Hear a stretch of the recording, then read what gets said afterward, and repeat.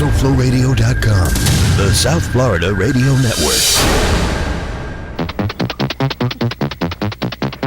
This is a test of the emergency broadcast system. Should there be an emergency in your area, simply tune your radio to the Conelrad position on your dial. This is only a test.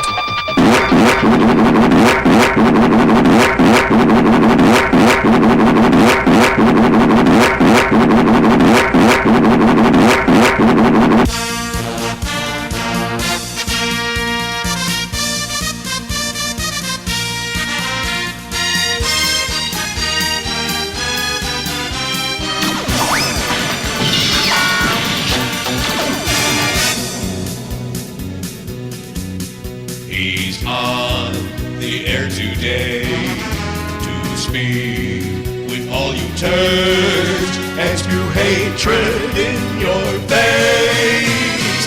George Rodriguez, sub-hosting for a local star who provides him with a car, gratefully uncircumcised with no smelly cheese of any kind. He's sworn to undertake the calls you assholes make. If he won't when Neil's not here, his paychecks will disappear. Fighting chronic loser slobs non-stop until 2 o'clock. Then he goes home, and when he arrives, George Rodriguez. Back in my day, men was straight.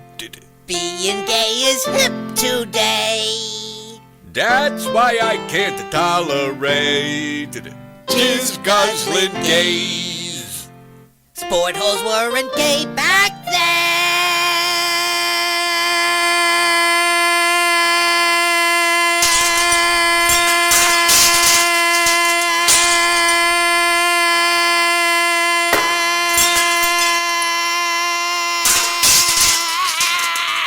Stop it, you moron! What's the matter, Mo? My wig fell off again.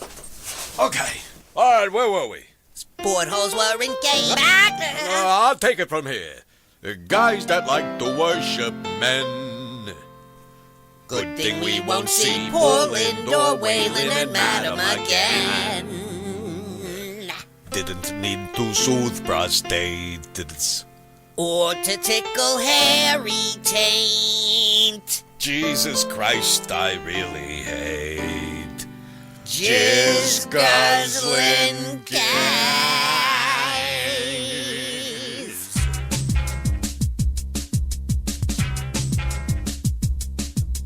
Come on, everybody. Yo, look here, man. We gonna play a game. Say what? We be flipping scripts that rhyme, Slips that rhyme? and Ebonics be the name. Yo, what you talking about? You take a funky dope word Like homeboy. and bust some skills to make it rhyme. Gotta bust some skills. Check out what I've been kicking. What you talking about? You have it down in no time. Show enough. Skeezer, Skeezer, skeezer, pizza, banana, banana, pizza, feedback, pizza. Skeezer. Let's be new homie. Homie, homie, baboni, banana, banana, baboni, feedback, baboni. Homie. Yo, this be Anthony. Anthony, banana, banana, Anthony, feedback, Anthony. Anthony. Who that hoe? Ho, ho, ho, ho, banana, banana, ho, Feedback, ho. Ho. You be boning. Boni, boni, baboni, banana, banana, baboni, feedback, baboni. Bony. Now try your luck with Buck. Buck, buck, buck, buck, banana, banana, buck, feedback, buck. Buck. The Ebonics game. The Ebonics game.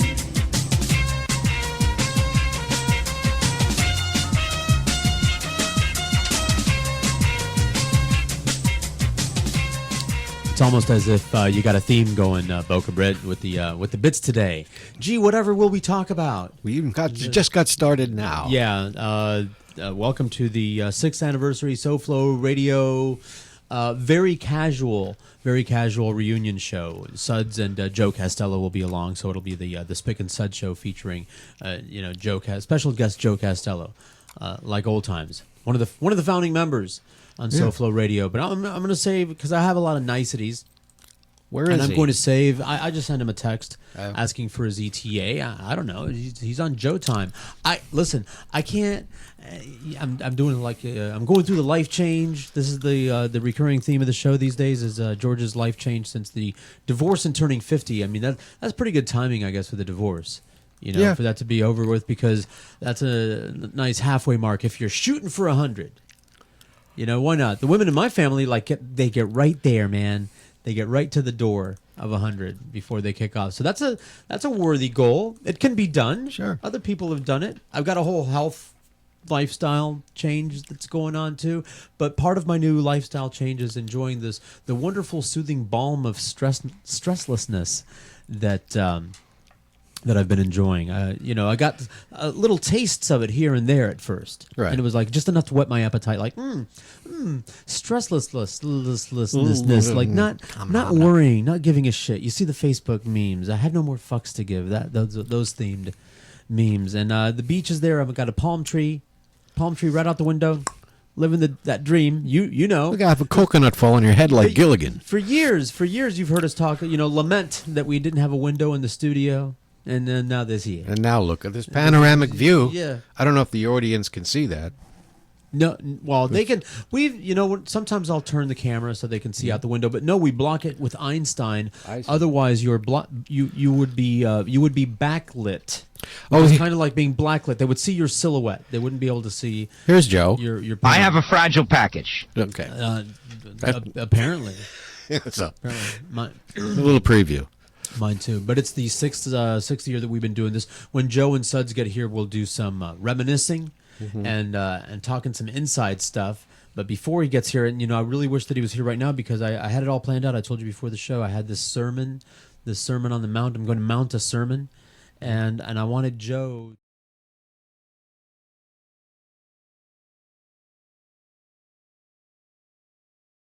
They did. That came up. All this Confederate flag talk. I didn't think we'd all be fighting Civil War round 2. Yeah. These days we had all these other issues going on, and then all of a sudden this Dylan and Jack thinks it was a setup or something, that it was like another, what is it, a false flag or it's a setup. Conspiracy, another like Lee Harvey Oswald or Jack Ruby, so, just a pretend little guy, but really working for somebody else. Because everybody that knew him when they interviewed him, they said, yeah, he was a nut. We were just waiting for him to go off. Conspiracy did not take off this time. The usual right-wingers saying, what was it, false flag? It never happened. They're coming for your guns.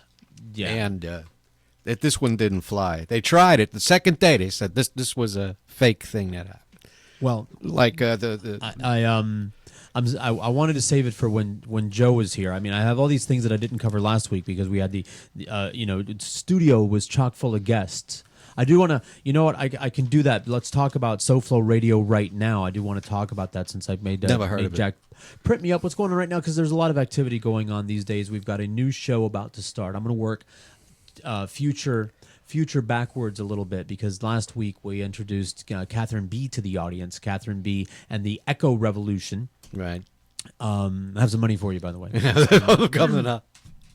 Yeah, do a good job. She's a wonderful lady. Her heart's in the right place. She's beautiful. She's well spoken. She has a wonderful body of knowledge on the issue, and I'm going to suck knowledge from her. Like I'm gonna the permaculture knowledge that she has, because that's one of the things that I'm into now for real. It was an interest before, but now I'm interested in actually doing some of those things. Like I want to get some solar panels. I want a windmill generator. I want to buy that property, the old studio, that lot. I want to buy that property and do something with it, like a vertical farm, or sell solar panels, or make electric golf carts with solar panels. Something. I want to do something like that. Will he sell it?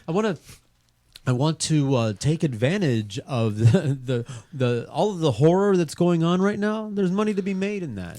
And I want to get in on the dealing with disaster market. You might try a butcher shop because pretty soon most of the supermarket chain meat won't be coming from. Yeah, I know that labeling thing. I saw that, but isn't that great? Yeah, Jon Stewart did a great thing about that, and also reminded us that while we were having the Civil War round 2, TPP got passed. And the other thing, it's okay to put. Well, actually, it was TPA. The fast track, and you'll notice that when Mark Maron was doing that interview with Obama, that was the day they were voting on it. He knew he had it in the bag when he sat down with Maron and talked about nothing.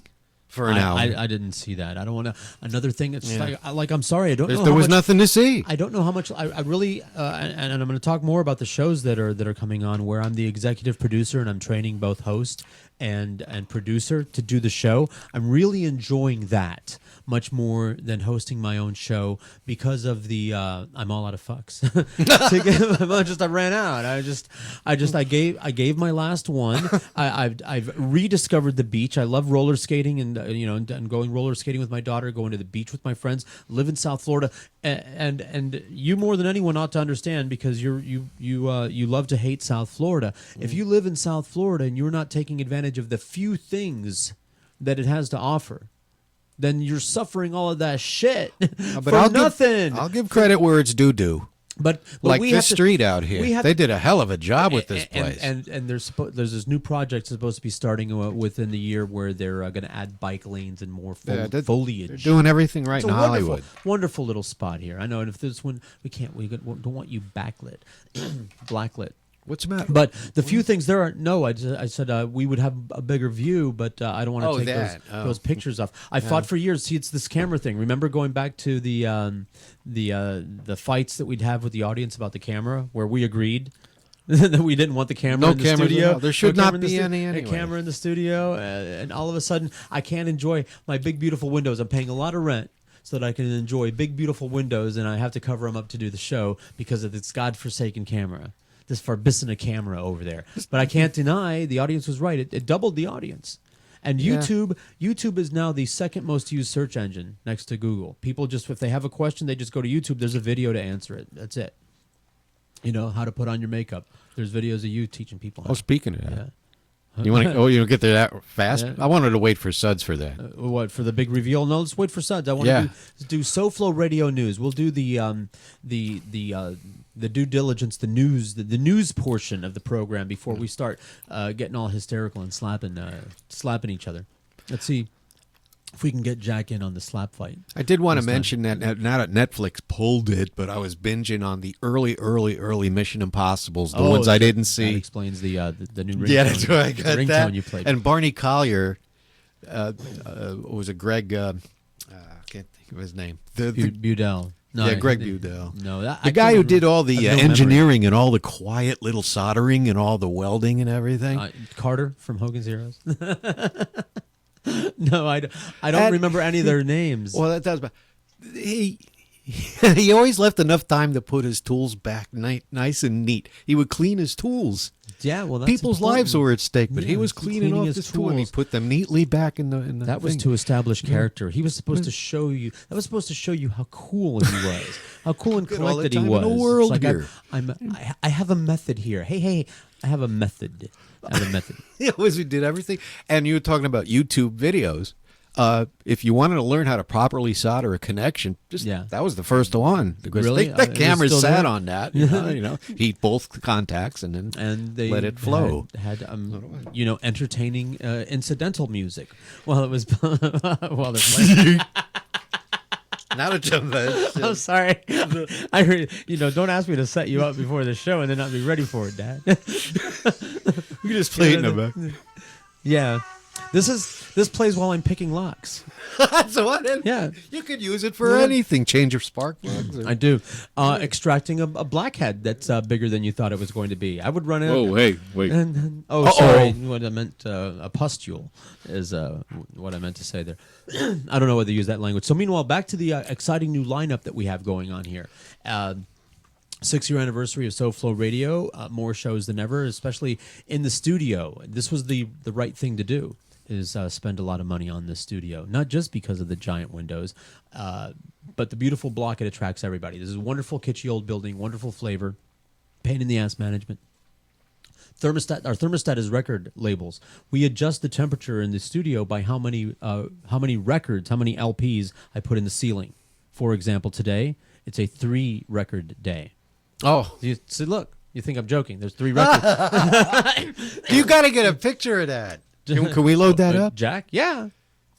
Jack can take a picture and put it up on the video. Not for exactly some point. album covers you wanted to keep around. I don't know what you're saying. Michael Jackson, Off the Wall, is one of my favorite albums of all time. If I concur. Once upon a time, like if you said, once upon a time, if you told me, George, you're going to be stuck on a desert island, you got to choose 5 records, Pink Floyd, The Wall, and Michael Jackson, Off the Wall would be 2 of them right there. Yeah. Right off the bat. Right off the wall. That's back when he was still black. See? I bought the LP and 2 different cassettes. And I tell people, this is the last time I liked Michael Jackson. I liked Michael Jackson when he was black. It's like Samson. Know the story of Samson? They cut his hair and all his strength went away. Obviously, Michael Jackson's talent was in his melanin. Because as soon as he bleached it out, there it all went. He started making that lame-ass duet shit with Paul McCartney, right? Well, it's a tug of war. Yeah, not him. Wasn't that him? He did pretty good. With Thriller, he was semi-Dominican. I hated Thriller. I know that's ironic considering my Facebook cover photo was the Michael Jackson Thriller, but I didn't hate the cover photo of Thriller. I just hated every note of that record. Boring, boring, boring, boring, boring, boring, boring. What song am I doing? Boring. I have no idea. Yes, I am. But Thriller was definitely good. That was Quincy Jones. It just sucked all the life out of it. It was very popular, but I didn't like it. Yeah, it was Quincy Jones. Quincy Jones was very good. Back to the Soflo lineup. Catherine B. and the Echo Revolution. New show starting a week from today, 5 to 7. A week from today, 5 to 7 right here.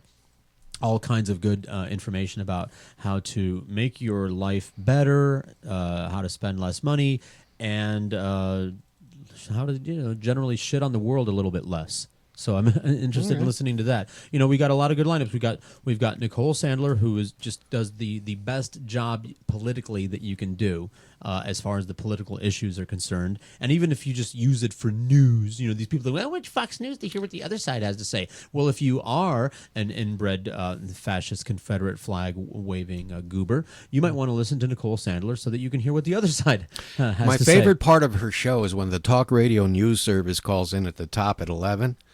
Yeah. And she tells them what the news is. Yeah. I love that. I wish I had her dedication, but I have the beach. I have the beach instead, and so I want to adopt more of a role of nurturing new shows and all these people with zeal. And I think burnout is when you just get tired of doing one thing. I'm not tired of talking so much as I'm tired of paying attention to everything that's going on. Ever since rediscovering the beach, and people go, "What's now?" It's like the beach was there while you were married. It's like, yeah, but when you're married, I call it the lowest common denominator factor. And you've been married, you're with someone, and you want to spend time with them. So you like certain things, and the other person likes certain things, and there's only so many things that you both enjoy. You know what I mean? Right. You're not going to enjoy all of the same things. Well, the only thing that we both enjoyed, my ex and I, was sitting in the back bedroom smoking dope and eating takeout food. Okay. That's romantic. And watching TV. Well, those were the things that we had in common. For example, she didn't enjoy movement, moving her body through the space, like getting up, things that involved that. And I didn't enjoy young cock. So, which is her, so we didn't have a lot of common interest other than sitting and watching TV and smoking dope and eating pizza, ordering Chinese and ordering pizza.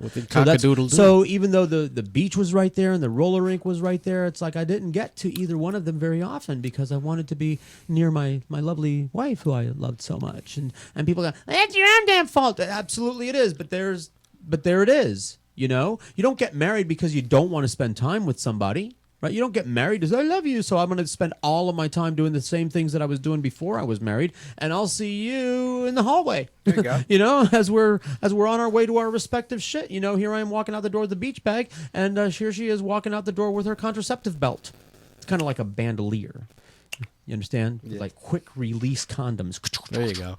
And now it's all over the world. Oh, excellent. There you go. That's the thermostat. There's 4 records. The other one is right there. And depending on how hot or cold it is, I learned that trick at WIOD. This goes back for all the Neelys that ought to be listening to this show today.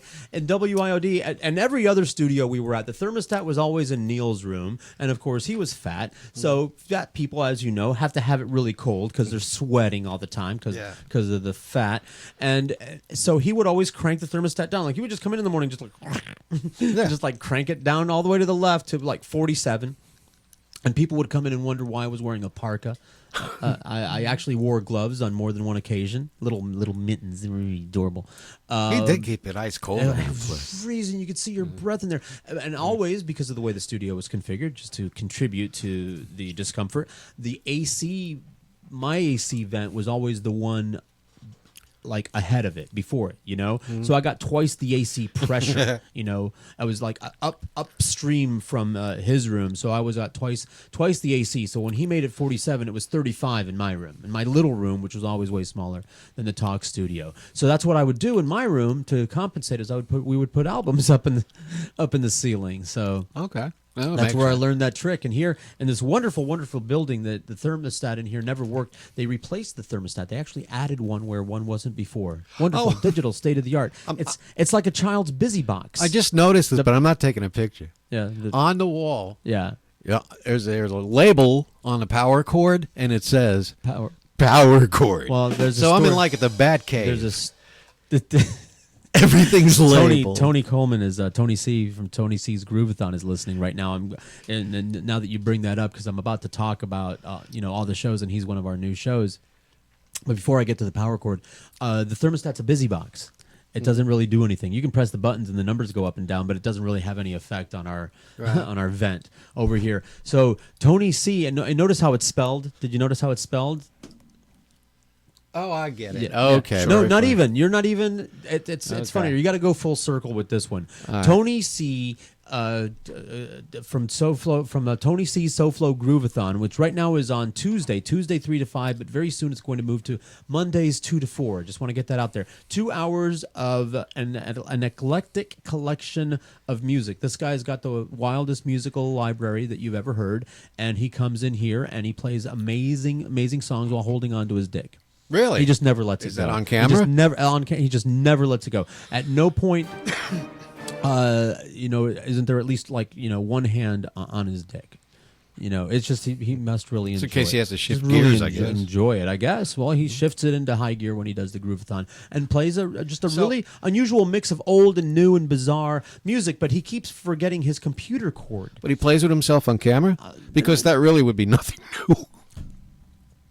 No. Okay. Maybe in this context over here. But he brings his laptop in and keeps forgetting his power cord for his camera. I mean, for his laptop. Okay. The power cord. Get it? I get it. Okay. And so he puts that sign up there. Yeah. He puts that sign up there to remind him to get his power cord, to not leave the studio without his power cord, and put it in the Paxson Broadcasting soft-sided briefcase that I gave him from my collection of briefcases. So there you go. And why did he spell it with a CH? Fuck you. That's why. Yeah. That's the Hillary Clinton campaign slogan now. So why vote for Hillary? Everybody who comes in here, they interpret that a different way, because we have a lot of live music in here, especially during Rick's show on the radio that I'm about to talk about. And the musicians come in here and they go, "At what point should I play the power chord?" They're sitting here with a guitar. It's in the key of P. So on Thursday, we have a great show. I told you I was going to work backwards to forward. We're going to be all over the place talking about Soflo Radio. Just killing time before Joe Castello shows up. Oh, look, here's a bunch of texts from people. Both Joe and Suds say 1 p.m. Okay. 1-ish. Oh, here's a chart that I got. The gay Bible chart. So Rick's show on the radio has musicians in here all the time. As a matter of fact, yesterday we were refining this thing. You'll be proud because Rick keeps pushing the technological boundaries of us here at Soflo Radio. He came in and saw the camera and said, I basically want to do a video show that's on the radio. So we play videos during his show and show still pictures. And he's one of the many shows that likes to have live music during his show because he's a bass player. He has a fretless bass. How do you like that? Yeah, that's and it's cool. old, like an old class. It's like a one-of-a-kind fretless bass that he comes in here and he brings his amp, and he has musical guests in here. But lately, you'll like this. We've been having Skype jams.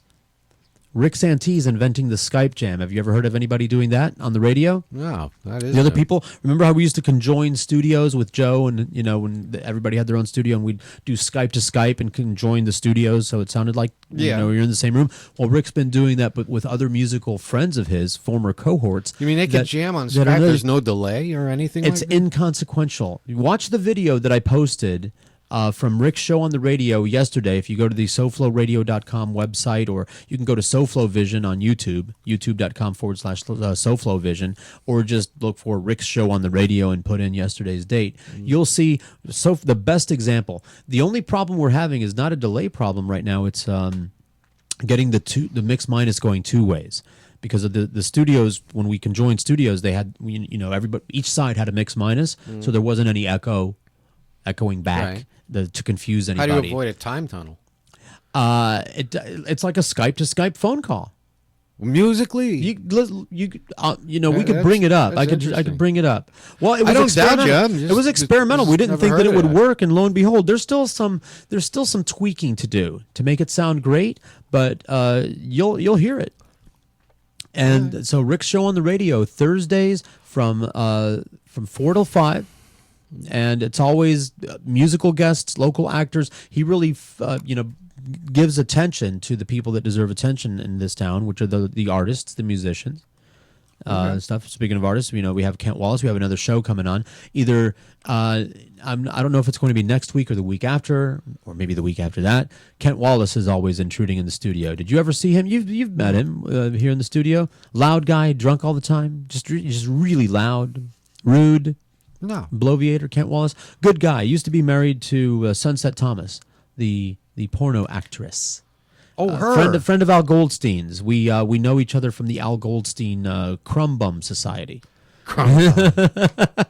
I thought you'd appreciate that. Speaking of crumb bums, you didn't get around to asking me about Jenner yet, but we'll wait. We'll say. We're waiting for the panel to get all assembled here before we start before we oil up and jump in a pile about the Jenner thing, because I'm sure everybody here has their unique insight to represent. We have a SPIC, an African American person, a transgendered person. We'll have Joe and Suds to represent the Genericans. Okay. Suds really, because Joe's Italian, so he can represent the Guido American. But Suds Coleman. What's more American than Coleman? He is all American. He's the Generican, and then later on Alan Michaels, because it just wouldn't be the same without a token Jew. I got this great idea, fellas. Yeah, you should do the Soflo Bro Show. The Soflo Bro Show. And we're saving him for the end because I might just jump out the window. I might just make him one of these windows openable. I still talk to Alan every once in a while. I don't know why. I'm so glad that he's healthy and out of the hospital, but I'll save that for when he shows up. So Rick's show on the radio, but before Rick's show on the radio, I told you I was going to work backwards. And I'm going to hit Friday and Saturday. Don't worry, Jack, we'll get to you. As part of the Soflo Radio lineup. Eventually, we'll last, Yeah. I've been. I'll tell you what, we'll make Boca last, because just like with Bruce Jenner, when you become a woman, let's all waste no time in making you feel like one by making you last, making you come in last and pay, and on the list of shows to promote. But I want to talk about the Thursday lineup, because we have By the Glass, of course, that has been on hiatus, but coming back from 5 to 6 every Thursday. The reason that the studio looks like a bar, By the Glass, and then Zaina's show, Z Nation. Thursdays 12 to 1. You should watch Z Nation. So what I was going to mention earlier is we got a wonderful trifecta of green consciousness hippie types. We've got Nicole Sandler, covering the politics, right? We've got Zaina covering all the wonderful spiritual feelings and the yoga and the meditation, and all of the things that the people that enjoy incense and soft music made of chimes and bowls. Far out, man. Yeah, and so we have that, and then we have permaculture, green living with Catherine B. and the Eco Revolution. You know, I've been saying that wrong my whole life. I've been saying eco. Like I say it both ways because it's never been clear on which Well, I thought way to echo go was with when that. you hear something back, and eco is like ecology, but I don't know who was sitting here before, but this mic smells like Fritos. smells like Fritos. That would be Tony B, who I was talking about. Fritos and chili. He, I'm trying to think. Rick showed love the to radio. the microphone. Oh, you know, Rick's musical guest yesterday. I forget the guy's name. I don't know. Ooh, it's gonna be horrible. Really nice guy though. Really sweaty. So he might have just had chili. So he was He's a big guy. He might have had that chili. would do it. It's okay. How come this doesn't work? I don't know. Does Jack have you potted down? Boy, Oh, here you we had go. It's always the Did you media freeze up? monkey. It's off the Media fucking- monkey fucking hates monkey. my guts. It's just a processor intensive program, and that's an old computer that needs to be taken out and shot. Because I wanted to play this for your Z-Love, promo. you need to watch Sorry, go ahead. Z Nation. It's up and rolling. She's got her website up. She's doing all the right things. The show is available on iTunes. Everything is as it should be. With Z Nation, and it's a wonderful show, and she's a beautiful young lady, and she makes you feel good. Watching the show, listening to the show, you'll feel really good. She ends the show with a little meditation, some guided meditation, and it's just warm and full of love, and it's just so syrupy you might just pass out from it. It's just a wonderful show. Going to sleep right now? Thursdays noon to 1, and then we got. I'm like all over the order. Let's go ahead and do Jack because I don't want him to feel bad. I don't want him Jack? to Okay. Jack has a show on Soflo Oh, I thought Radio, you meant know. the other Jack. Jack's show is all over the place. Jack puts a lot of work in his show. What was the interview you were doing last night? That was a upcoming show. We were just talking about sports. Sports. Sports. This is the spot. Next week you're moving it to, so we might as well promote the new time. Yeah. Tonight for the last night, 6 to 7, right? Uh-huh. And then it's going to be 8 to 9. 8 to 9 Yeah. on Friday nights. It was here 7 when to it's all 8, but now it's Oh, it was 7 to 8. So it's Yeah. going to be 7 to 8 tonight. right. Okay. You know, it's almost like I should have had the schedule printed out and sitting right in front of me. Uh-huh. There it is, 7 to 8. You weren't lying about that. Of course, we got the Powwow show Monday, Wednesday, Friday nights, 9 Yep. till 10 o'clock. On Sunday, we got Boca. Boca at 4 o'clock. That's your simulclass with Elemental people. Yeah. Yeah, along with the other 50 listeners. So Whatever that is. Whatever. It's a wonderful show, and it's chock full of nuts. yeah, just like now. Saturday night, we have the Kingdom of God Hour, which is an hour and a half. Is that that's- yours? The Kingdom of God? Only you can really do that. The Kingdom of God is a really good show. That's another tight show, live music, full of live music. It's a spiritual show. Kingdom of The Bacchus, Kingdom of that's the God. show you Yeah. gotta do. The Church of Bacchus show. I can't wait to go toga shopping. We replay the Kingdom of God. That's our Sunday morning programming. And you could for be right now. Reverend We're talking Jim to people all the time.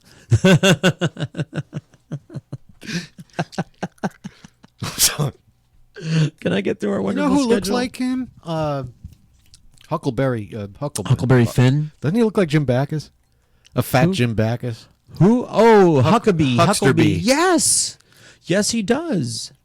He reminds me so many. He's like the generic character actor in all of those shows like I Dream of Jeannie or Bewitched or something. He was always just generic schlub who's walking down the sidewalk who sees the magical thing happen when Yes. they're out somewhere. He was the and then they client. get an amazed look on their face, and then the Jeannie or Samantha fixes the problem and they shake it off and go right on walking. It's an act of God, I tell you. You gotta listen to me. He does. He looks like Mr. Haney from Green Acres.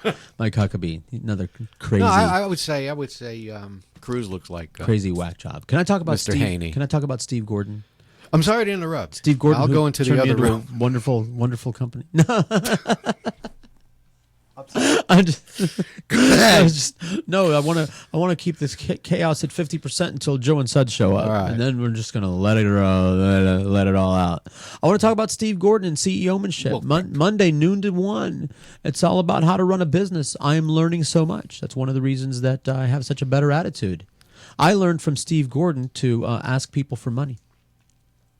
Did you know that was an option? Is he related to Bob Gordon? I don't know. Flash Gordon. Flash Gordon. That's what his wife calls him. He's got a lovely wife. Here's a guy that won the lottery. He has a lovely wife. Her name is Lori, and basically that's all Steve is an excuse. I don't know these people. To get close to Lori and suck up for the amazing food that she makes. She's a wellness coach. She has simplylori.com, and it's Lori Gordon, and it's like recipes and things to do. And she's got some cooking videos coming out. And I put up with Steve because Lori is so nice. That's how nice she is. Is that you put up with people like Steve Gordon? That's not true. Steve knows I love him. Every Monday from 12 to 1, we love each other right here on SofloRadio.com. Don't forget the Florida Room. Your business Saturdays. show. I'm not going to forget the Florida Room. I'm all over the place. I haven't even gotten to. No, I guess that's it. That's the last one on here. I did buy the glass, right? Nope. I did talk about Buy the Glass. I talked about Buy the Glass. They were on hiatus and they're coming back earlier. So we do have the Florida Room, which is also on hiatus but coming back. That's why I almost forgot them. Abdinel, good guy, 5 to 6 p.m. And that, between the Florida Room and this is the spot. Not that those shows are all about blackenism, but this is my answer to all of the grief that's going on. This is kind of the end of the sermon, because when all of this crap is going on, all of this strife, what do you want to call it? Civil War round 2. Yeah. And a lot of people are pointing their fingers. A lot of people on both sides are pointing their fingers at everybody else and themselves, and even people on their own side. And a lot of people on the what do you want to call them? The southern side.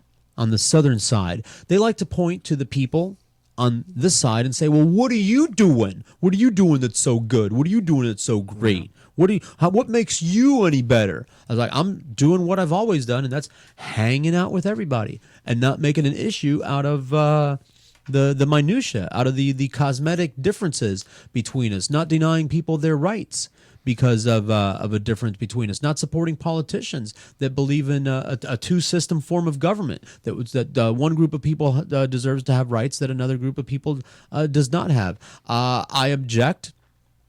When I see inequality within the system, like especially in the law enforcement system and in the justice system, I'm not down with that. I don't act like that. And we all hang out. And I have a company where I employ everybody, and I'm very happy to have all of these different kinds of radio shows on my station. Different people, different religions, different belief systems, different ethnic backgrounds. Everybody's got a place here. That's what I'm doing.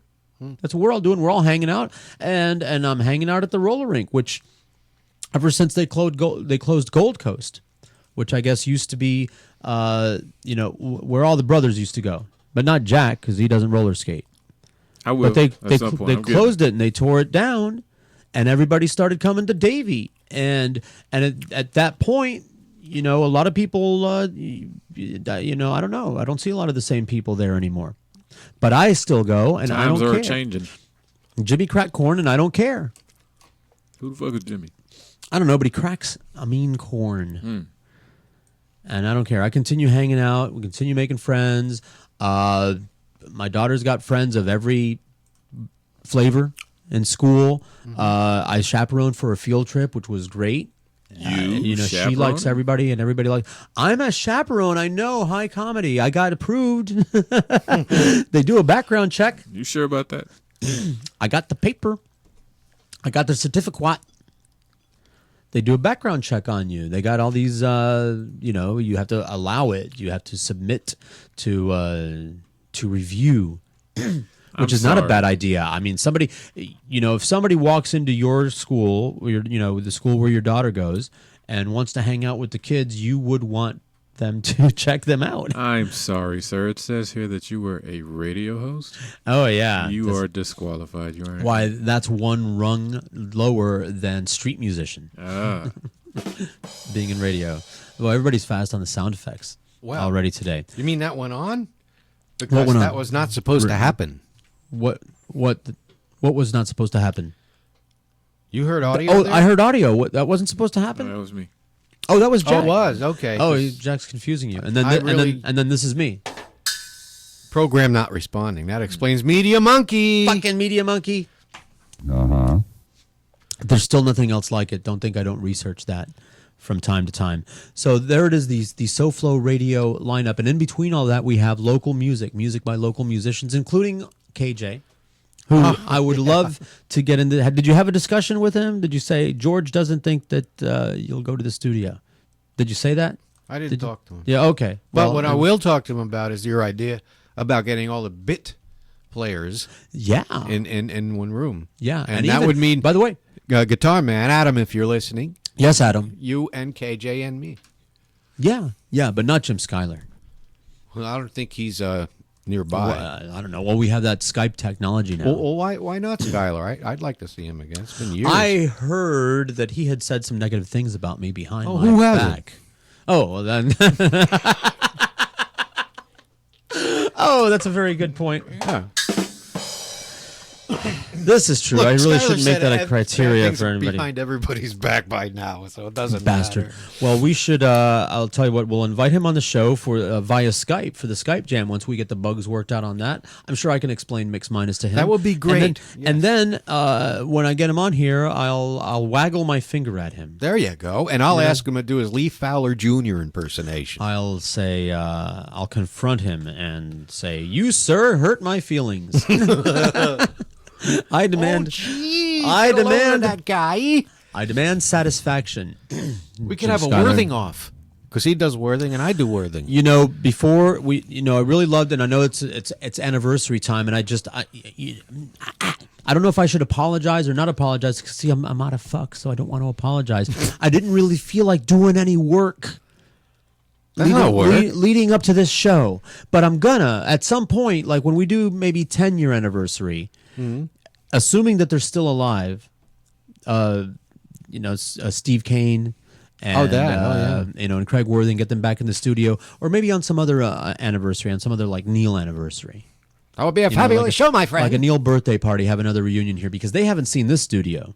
They were all crowded into the crack shack, as we used to call it, or as I call it now, my home, the house. That's the one show I wish I was in the studio for, because I had to remote it from the house. I forgot what the reason was behind it, but we can crowd a bunch more chairs in here and with just Worthing have a great you'll time. need several. We have an elevator now. And remember how much fun he had with the stairs. Yes, do you remember that? He needed some help getting up there, my friend. Yeah, it took a little while. It took a minute for him to get up the stairs. God bless him, bless his heart. But these guys, you can help you. Sister can help you. Mother, your father, you can all help. And Ernie Sochin. Ernie he was wonderful on that show. So let's have an old reunion and crowd everybody here into the studio. We might have to. I got a board. Mike Spindell is active on the Neil Rogers page. Neil knew Mike. So that we can all right, too. And get them on in here. But I was describing it. That was before the show when I was using the Xanax analogy. Yeah. Right now I feel just at rest normally right now the way that I would feel normally if I took a Xanax. Just too good to give a shit, too good to want to get up, too good to want to break a sweat. You know what I mean? So I want to be at the beach. I really do. Look at the blue skies and the clouds and look at Suds over there with his hibiscus shirt. Pull up a chair over here and hibiscus shirt. Sit over there, Suds Coleman. We'll do Suds foreplay, and when we do the break in a little while, then we can do the formal. Who brought the acid? Spick and Suds show open. Is this party rocking or what? Me. We have bottled water. I was going to bring some lentil crisps, but then I forgot them. I had them sitting right on my table. Did you say lentil crisps? Doesn't work. I did. It just doesn't work. Try Windows Media Player. That's all I can say. But it doesn't. I don't know what to say about that. I need a new computer. Does that fade out by itself? Yeah. Hi, Jack. Don't say that on Don't plane. you can't. Sit down on an airplane. Oh, I meant You can't. I meant. Did you hear about one? Really? Boom, boom. How does anyone greet you at the airport? That's a good question, though. Hey, Jack. They call me Mist. You know, down the street here on we're in downtown Hollywood. There's Yes, we a are. little open air bar down here. No, the Octopus. Yeah. No, or Whiskey Tango. It's down that way. That way. Okay. And there's a sign out front that said, "If assholes were airplanes, this place would be an airport." That's the Octopus. You might enjoy the Octopus late at night on the weekends, there, young lady. It looks like Young I lady. would enjoy it. Well, I've- 5-10 minutes. I don't know. Let's move the show there now. Yeah, Actually, remote. I've been to the Octopus while I was on acid, and then, We'll go down and- then at a certain time they sound the tranny horn, and Really? yeah, I was not aware of Wow. this. and before you know, I blinked, and all of a sudden, everybody around me is Really? Well, yeah, everybody. I had no idea. just quit hovering, Boca. Well, the octopus is it's unusual. It's renowned for its unusuality. I can see. Yes, So it's a very all inclusive kind of a place. I walked in there before and saw a pirate talking to a biker. Yeah. Oh, that was Kevin. They're just everybody. It's just a mishmash. The octopus is like the Star Wars cantina. It's just Oh, yeah? there's the there you go. Wolfman There you and go. Vagina Face is talking to Hammerhead, and they're all speaking a different language, but everybody understands everybody. It's what the world should be like. yes. Just like in this room. These Southerners, it is. Just wait. The Jew has yet to show up. The which one? The Jew. Oh, He's Jew, the Guinean he's, Jew. Well, there- he's inbound. I ordered one. okay. Up. All right. Yeah. Sure. I called Jews Are Us, and I called up and I said, "You have any Jews?" And they said, "Just, do you want one? Do you want one?" Yeah. I'm not even going there. Why not? I don't. The problem is though, I don't even know where I am. So That's to go there would be- then you're in the right place. yeah. That's how you know you're in man. the right place. You know, I wasn't gonna drink during the show today, but I think we might have to before the end of the show have I see. a toast of something. I have Ooh, cold toast. cold gin or warm wine. Oh, I was thinking more multi-grain bread. I but- could chill the wine. We could Well, play what that were the song, choices too. again? Wine and what? Cold gin or warm wine. Cold gin and mole tonic. I have, and the wine is very cheap. It was kidding.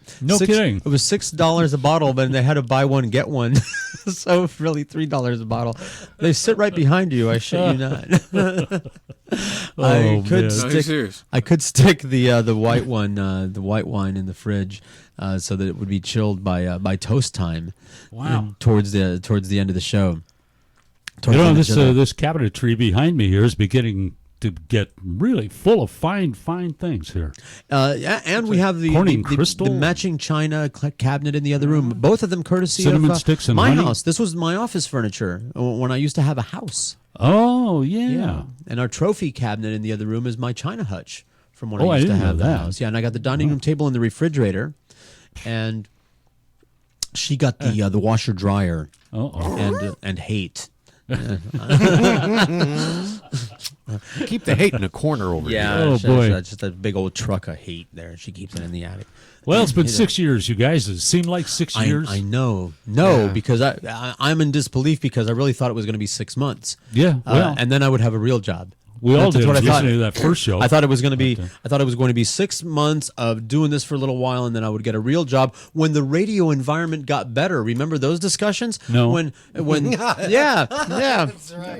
When any minute now the economy is going to turn a corner, and the local radio stations are going to realize they're going to wake up and realize that there is no local talk station, general interest station, and they'll go back to that programming, and we'll all go back to work. Remember when we would talk about that in this internet radio thing? This is just going to be some little.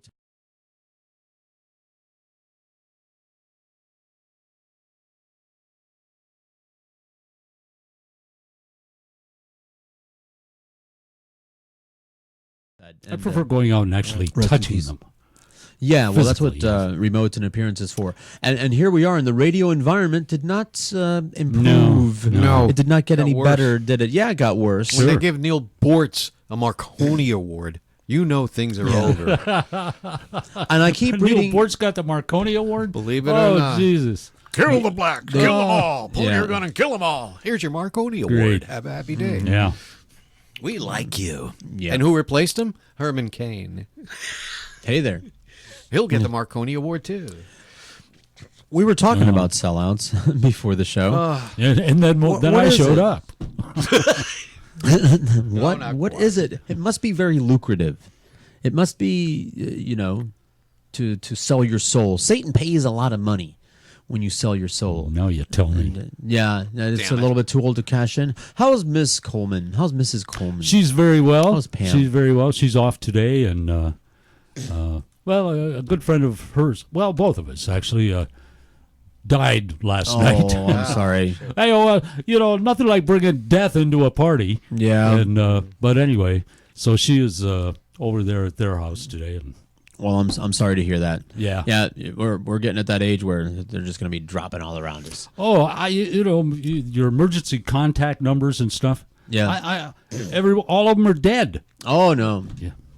Get some new friends. I got some shelf life. I got this whole new health lifestyle that I'm adopting. A lot of vegetables. How's that working out? A lot of vitamins, antioxidants, and everything, and more exercise. I'm serious. I feel great. I'm investing because and I've been talking about this a lot. Here's how it works, right? In normal life, you go to work, meaning you trade some of your time for some money, and you hope that you get a lot per hour in exchange for your time. Okay, so your time has the potential of being very valuable, right? If you trade time for money. So when you think about it, you start out really, really wealthy in time, and then you sell off portions of it in exchange for money. What if you didn't sell your time for money? What if you kept it all to yourself and used it and spent it on yourself greedily? What would that make you? A homeless person with a whole bunch of freedom and fun. I'm working towards homelessness. I don't think that I can actually achieve it until I reach retirement age, because I have to, the child support and the child and the roller skating and everything, and I need a base of operations. But when I start getting that Social Security money, you don't hear that often. Child support and roller skating in the same sentence. Yeah. Oh, all the time. You should say. But I need a base of operations, and this is a good place for the base. But eventually I want to live in a van. Is that okay? And just travel around from concert to concert, right. and roller rink to roller rink, and I always be a thought it'd be great, snowbird. if you could buy time. Oh man, thanks a lot for doing that for me. I'll tell you what. Here's an extra hour that I've got. Go ahead and take it. And Well, you can. Ask Donald Trump. They're called Mexicans, and you can. They're selling time, so you can buy some. Who's They'll do stuff for you. Who's the guy from Wisconsin that is running candidate for Walker? Walker. Oh, Scott Walker and Trump, one of our favorites, insulting each other back and forth. Wow. Hey, guess what, guys? You're both right. I want to see him and Christie go off. Oh, Fuck you! Oh, shut up! No, Oh yeah, this is the Daily Show on Christie. Oh. I saw a crowded field of me. What the fuck? Jon Stewart's regretting that decision right now. And you see what he did? He bought a farm. no, I didn't. Jon Stewart. what I would do. I didn't know Jews bought farms. What's he? Why not? I never heard of that before. You thought they just wandered around with their cattle all the time? Every once in a while, you gotta build a fence. God damn it! honking on a horn. What are you saying over here? I can't They just picture him. I thought they just wandered with their herds and their cattle. That's what the Bible says. Can't No. picture him in long john dungarees and hay in his mouth without thinking it's some kind of comedy bit or something. I get to be Mr. Drucker. Farm living. Where's the farm though? By the way, that's on Lumpy every Branham afternoon now. Steinbaum. What? Where's the farm? Where did he buy it? Somewhere. Probably somewhere in West Jersey up by I was gonna say, Pennsylvania. There's a lot of some farmland out Jewy there. Farmville, like Connecticut or something. Yeah. Sparta, New Jersey, like very rural. The Adirondacks. Yeah. Something. Well, something like that. We have bottled water okay. here if you would, when you're I thirsty. will Suds. get some here during the break. And and Joe is going to be showing up at some point. I see. And then we're That's right. Yeah, and then we're Yeah. going to. I haven't seen him in a long time. We're going to strip down and oil up. Now we're talking. Yeah, I got some extra virgin olive oil there. crank up that TV camera. Yeah. Get that. For those of us who are extra virgin, yeah, that'll get the ratings. I don't understand what show. that means on olive oil. Well, on By the Glass, as you might say, we had Beth from I Heart Olive Oil, and she explained, she explained that it all has to do with how filtered it is. I see the purity of how the clean and filtered it is. All right, so extra virgin is cleaner. Yeah, really all nice right. and clean. All right, Most virgins are. Yeah, I wouldn't know. Never. I'm sorry, I'm looking at what Jack's looking at here. Oh, I mean, this guy over here. You were setting it up for Boca over here. Focusing on the show at the Bruce Jenner. He's queuing up visual drops because now we have a video element to the show. So he's queuing up visual aids for the conversation that we're going to have starting now, I guess, about Caitlyn Jenner. I see. Because, who I could sum up with one word: stumblebum. Stumblebum. Yeah. Hey, not everybody is born with natural grace. First of all, he's an asshole. I got to get that. Elaborate. Not a she. Elaborate. What's wrong with the Caitlyn Jenner? Why everyone was so happy, everyone was so proud, and congratulating her for her bravery. She's getting a Courage of the Year award this month. Yeah. What? The Arthur Ashe Courage of the Year award. What do we not know, Boca Britt? How do you equate hiding under the bed for 30 years as a profile in courage? That's what I'd like. Maybe he was just trying to get away from the Kardashians. Maybe that's what it was. That would make sense, but it still didn't take courage to marry one. And the other thing is, he was quoted as saying, I can't cite the source. George W. Bush was the greatest president this country ever had. Oi. Can you get any more air in your head? Can you get any more of a dumbass? Are you suggesting then that stupid men, mimbos, if you will, should absolutely not become transgendered because it's giving you a bad name? Did you cut my audio? I did not. Maybe it's crashing again. It's barely audible. Barely. Is the volume down on that? Is the volume down on the pot? Check, make sure the pot isn't down. It's not on.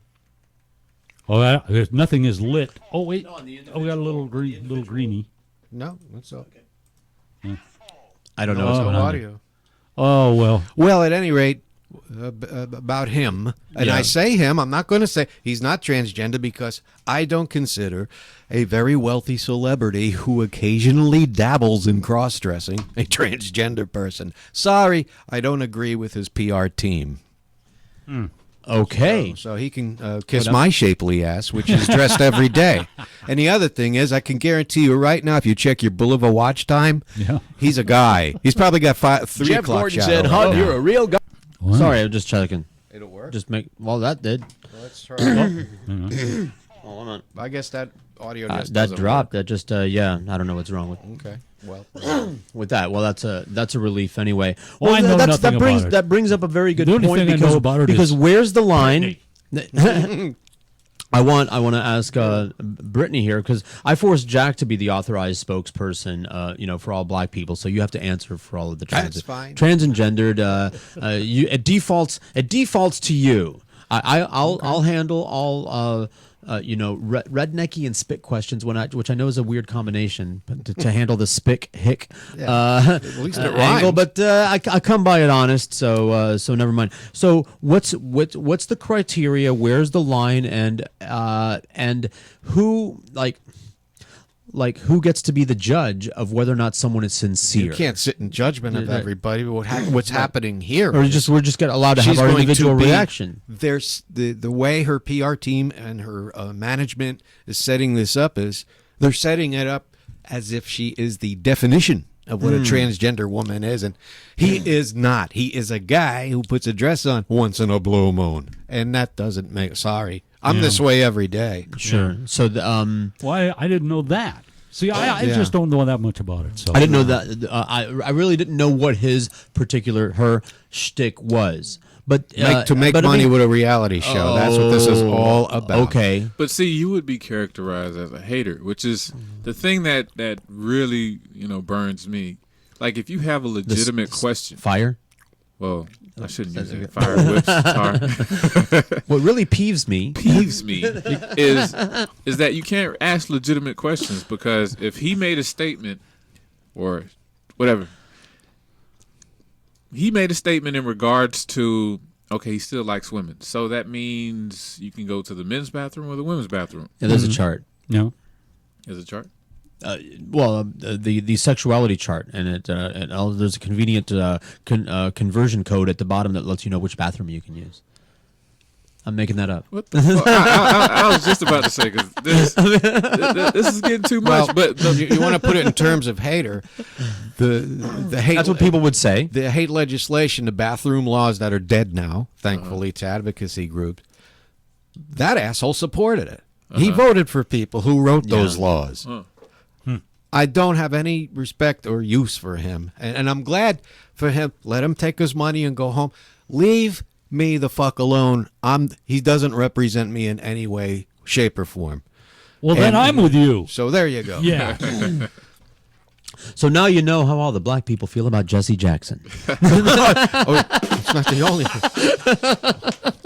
And Al Sharpton. Reverend Sharpton. He is not. He is not sure about Al Reverend Roker. Sharpton does the voice I've always done. Oh, well, welcome to the Reverend Sharpton Show. And I can't so read a goddamn word they tell me. Well, like my favorite one was when he had, what was her name? Oh, Sigourney Weaver was a guest on his show. Really? And he said, when we come back from the break, we have Sigourney Weaver. How the fuck this guy get a television show? That's how you pay him off. That's how you shut him up. Yeah. He can't chase ambulances no more. He's getting up there in age.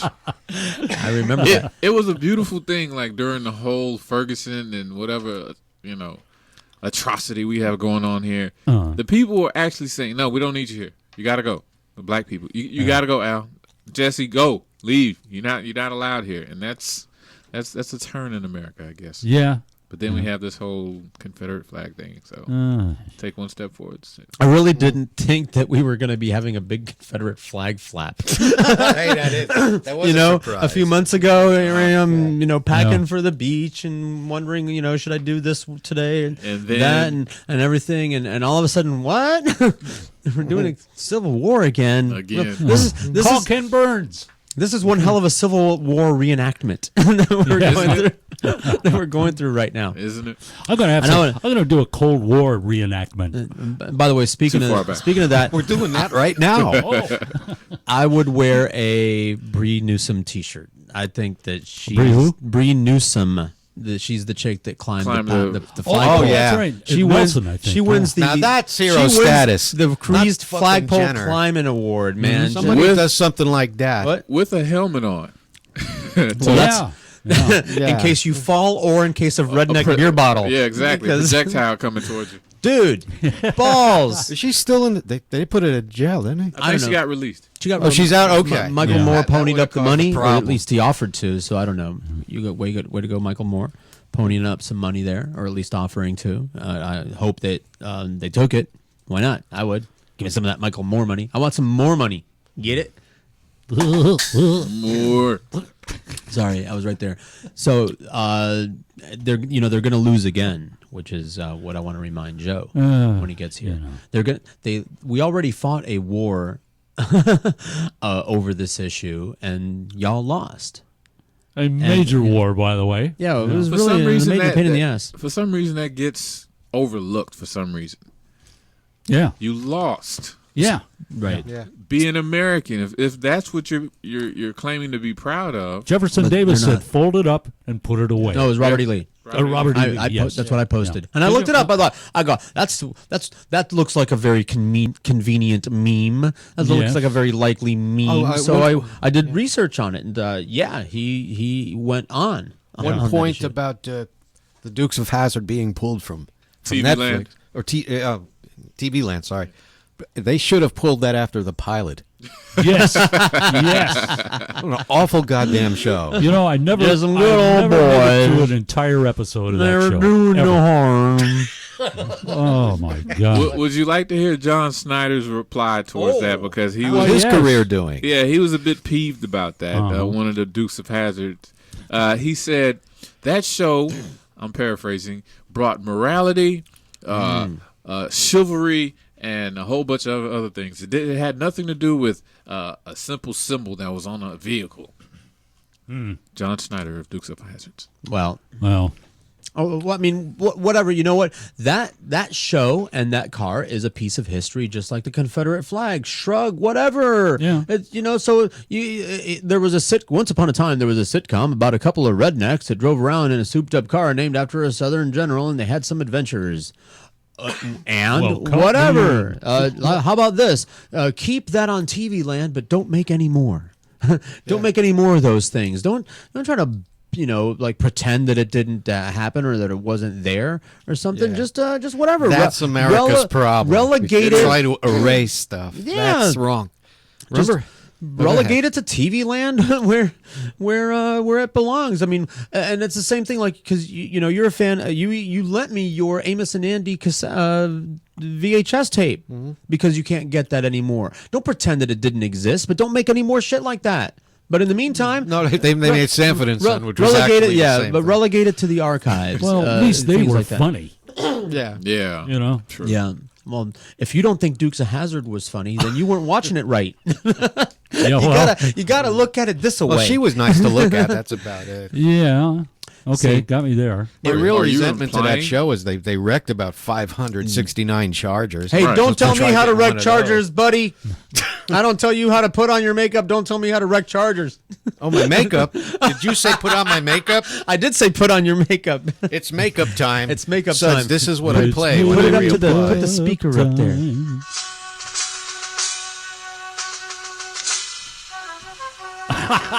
I knew he'd go. I'm rolling my hand.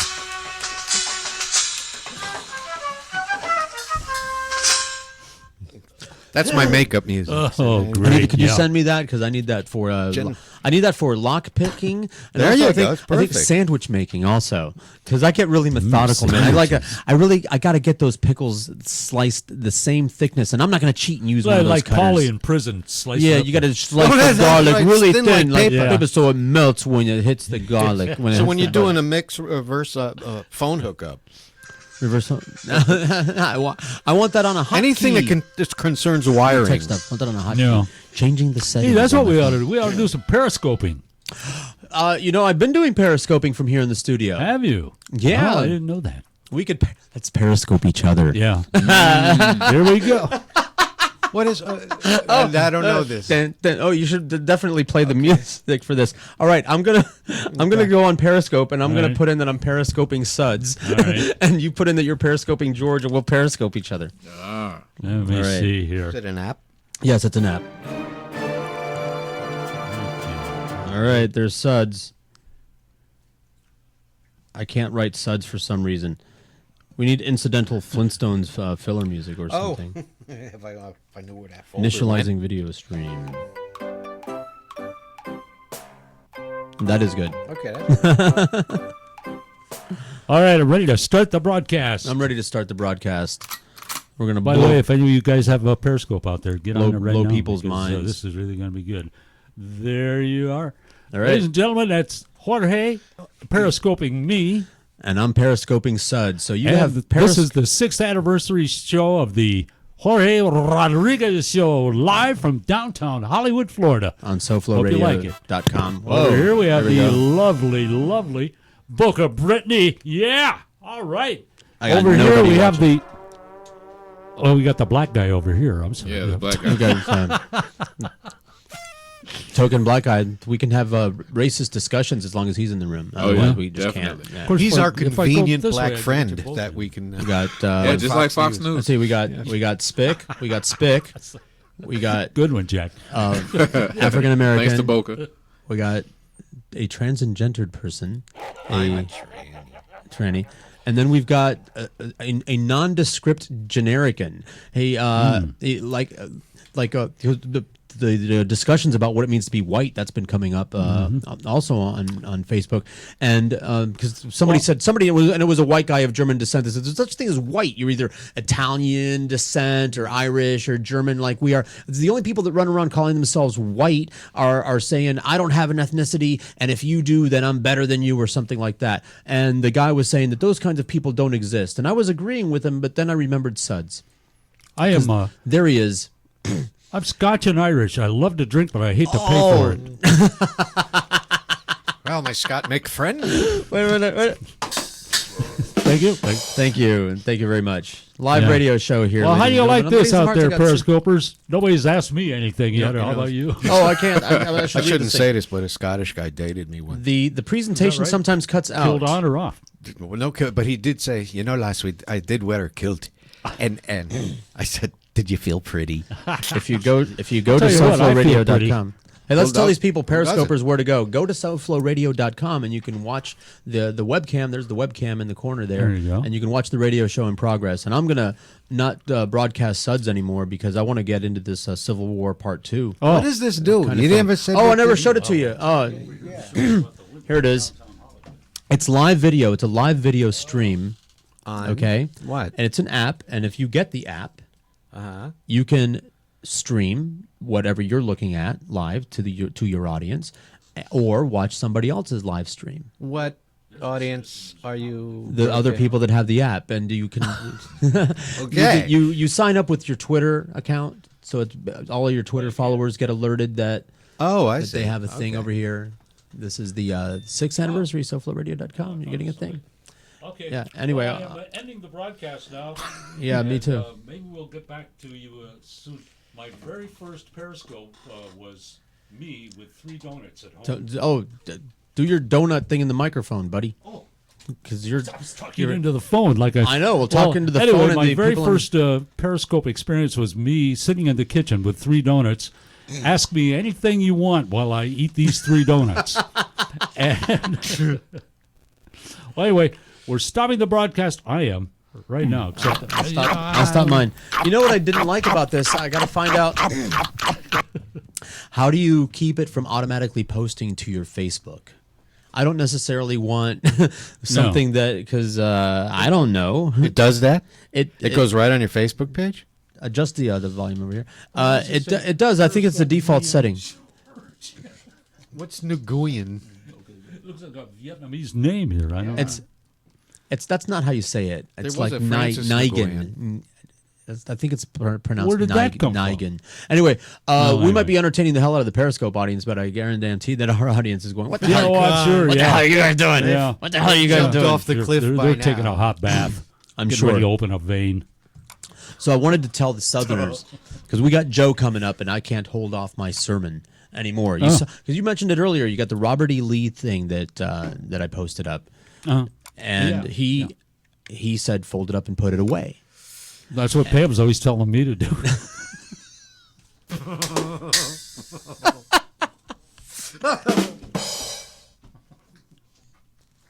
Have you given any thought to what I said about doing the Far Side calendar? I mean, it's just take everything. I'll tell you what. Go ahead, George. I'll go get a water. What? Oh, no, I want to take a commercial break because I want to go to the bathroom. On that note, a second, as soon as I find the Spick and Suds thing. No, well, you're playing that at the end anyway. You can go to a commercial break right now, right? One of a month. Oh, I want to know if you're not ready to take a commercial because I don't want to do. I want to maybe take a breather, give Joe a chance to show up before I start my my sermon. It's a my sermon on the Mount. Mm-hmm. 1 moment, please. Huh? It's a what? We got 3, 2. You don't have 6-minute break. Oh, no problem. Oh, we'll go. man, 6 minutes. All I want you to do is.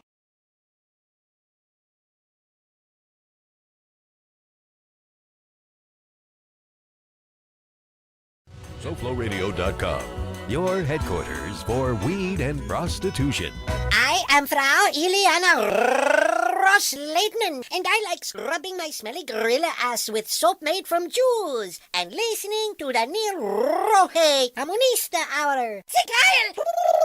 Online Casino Radio 560 WQAM presents Captain Mo Vainaru. The ratings for the sports format were so bad, we had to start paying the sponsors. And when the only 3 listeners we had asked to get paid for listening, well, we thought we'd give this a try. Hey, hello, boys and girls. This is your old veiny Captain Vanaroo. We got a full docket of moith and merriment over here. This stinks. I ought not be doing this, boys and girls. I was a big star at one time, you see? But I gotta tell you, kids, living in paradise ain't cheap. I need the check, understand? All right, let's see what we got over here. Got some crepe paper. We'll figure something out to do with it. Morning, Captain. What do you want, Green Jeans? Leave me alone. Aren't you going to say good morning to our friends? You're right. Morning, Moose. They call me Mr. Moose, 'cause I be hung like a moose. I'm glad to hear it, man, Dingo Man. You be dissing me? Nah, pipe down, pal. You woolies are all right by me. Got the good, strong loins from proper breeding. I just don't know what you just said. That's 'cause you're stupid.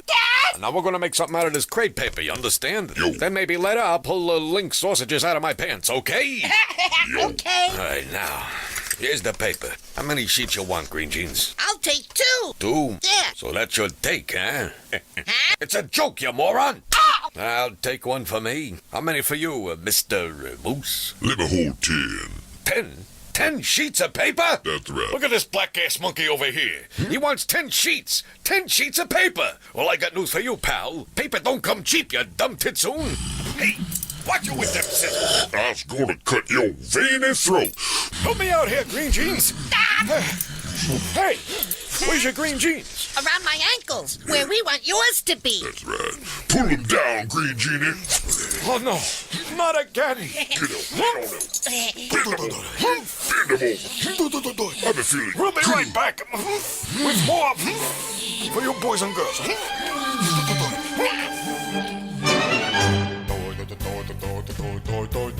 Mr. Moleman, I like it when you do-it. For you it's easy. Oh yeah, the way you do it. Hey, Mr. Moleman, will you teach me the do-it? Oh no, the door. Mr. Moleman, I think you're really with it when you do the and it's Hey, Mr. Moleman, let's try it. 1, 2, 3. You mean the door. It don't mean a thing when I use my own eyes, or like when I go pop, shack, Hey, Mr. Moleman, please teach me how to say it. Hey, Mr. Moleman, you gotta teach me how to go. Yeah, moron. The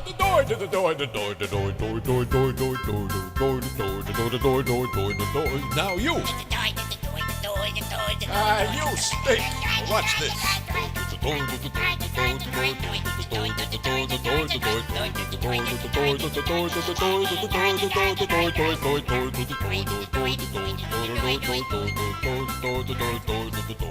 Mr. Moleman, Yeah?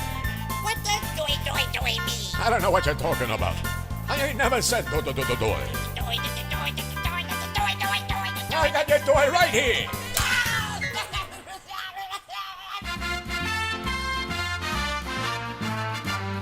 Down in Santa Fe at the Choke and Puke Cafe, I heard some truckers talking there. Here's what they had to say. I've got a trailer full of Mexicans. Drove across the border just today. Tall ones, small ones, chubby with block feet. Dark ones and colorful ones with green around their teeth. I've got a trailer full of Mexicans. If I could sell them now, I could be rich. They don't seem to mind risking their life to earn $1 an hour digging a ditch. Just to earn $1 an hour digging a ditch. Less than $1 an hour digging a ditch. The ones that are smart will work for Walmart, or about the same as digging a ditch. I've got a trailer full of Mexicans. Some are still alive and some are dead. Milk and honey, America is swell. They'll be lucky to work at Taco Bell. I've got a trailer full of Mexicans. Hope they pick them up so I get paid. They'll work all day for less than minimum wage, or just $1 an hour digging a ditch. They can earn $1 an hour digging a ditch. Less than $1 an hour digging a ditch. Suitable for menial labor jobs, or maybe a domestic boiler jobs.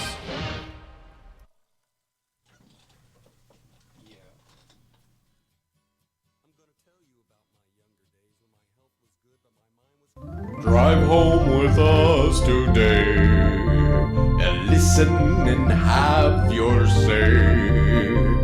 It's time for the Spick and Suds Show. And I'm not wearing any clothes. I don't have any friends. You don't have any what? Well, I don't know. I guess if I had friends, I wouldn't wear clothes. I mean, I don't know what the hell I mean, you know? Yeah, here's the thing, you know, it's been almost 2 hours now since I smoked a joint. So I'm starting to come back down to... It's horrible. I don't even know where That's the problem with weed is it doesn't last long enough, and you got to keep smoking more. And then, I mean, that wouldn't be a problem under normal circumstances because you're home. See, and you just smoke more. But I've never found that to be the case. Here, you know, they have the no smoking policy. For the first time, I saw the sign down in the lobby, yeah. That says no smoking anywhere in here. We have the, I call it the smoking bridge. I was just calling it the bridge, but then I realized it's where everybody goes to smoke. So it's it's the smoking bridge. So if you walk in between the two buildings like I do to go to my car and back, you will always wind up smelling like cigarettes. So I got the vaporizer. I showed it to you, didn't I? Have you seen it yet? Did I do show and tell? No. With the packs. Boy. Yeah. He's turning into quite the hipster. Well, it wasn't my idea. Somebody lent it to me and definitely gave it to me. Yeah. Anyway, what a handy device. And I was just thinking about it. But and when Joe gets here, so many things I want to talk to you. He's on his way. He's listening. Yeah. So, hey, Joe, made the big switch. Mm-hmm. Bring some raw broccoli. We're really hungry. I was going to bring lentil strips. I have lentil strips. I have a granola bar.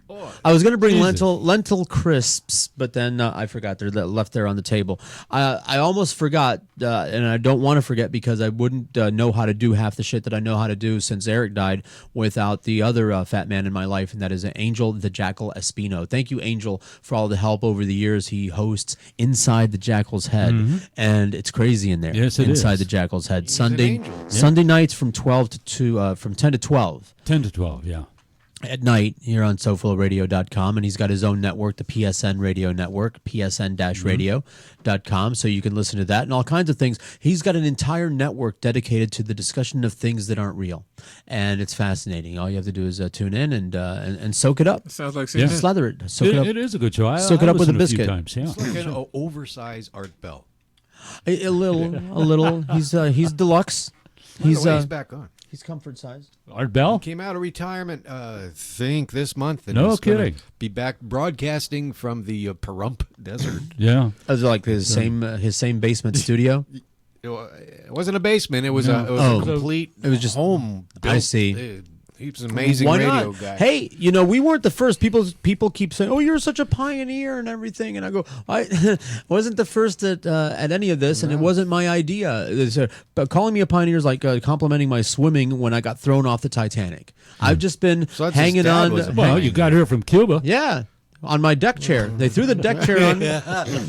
With cozies. And I washed up on the shore of Cuba. And my raft was a lawn chair with cozies tied to underneath it.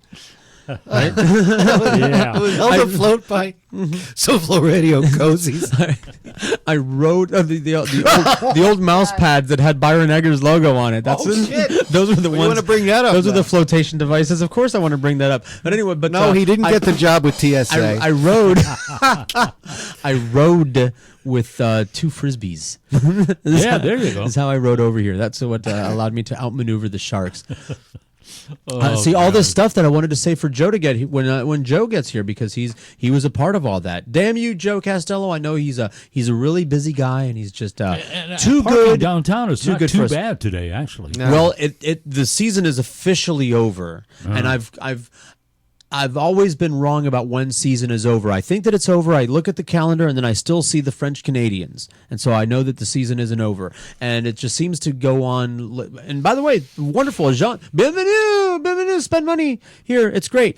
But I use different yardsticks or gauges to determine when season is over, because you can't go by the date.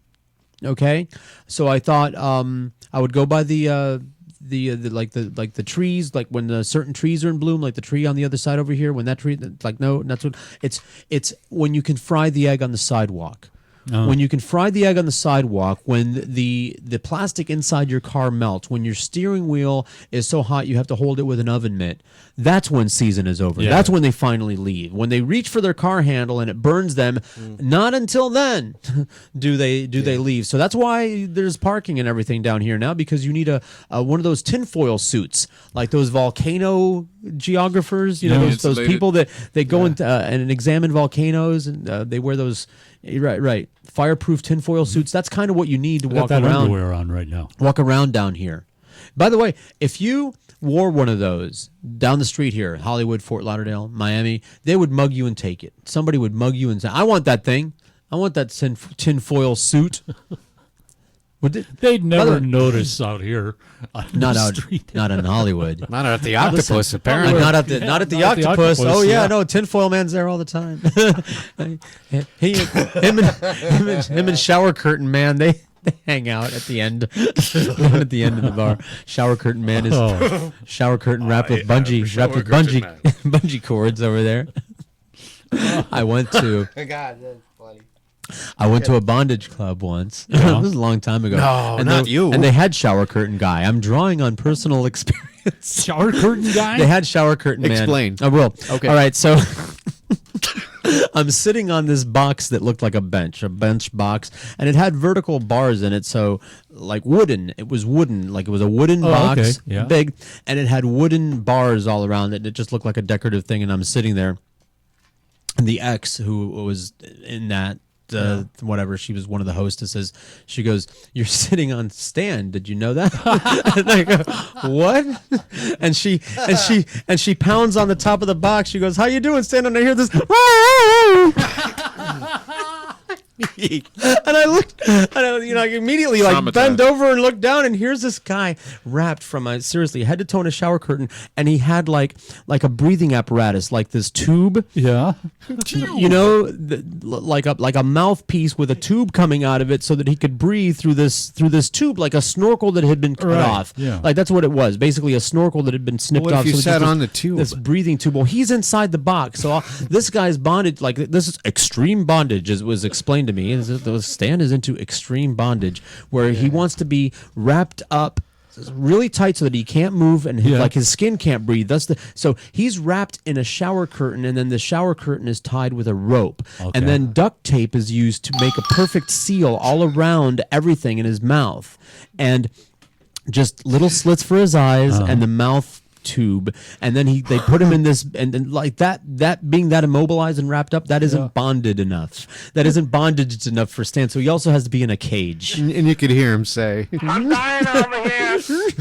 So while the party is going on, while people are getting whipped, while people are getting nipple clamped, and people are walking around on their hands and knees on leashes, being kicked like dogs and everything, Stan gets to watch that whole thing and be a bench. They're all Republicans too, by the way. Oh, I'm sure. I'm sure. Nice, great. good homophobic Republicans that are for all of That's these. who goes there.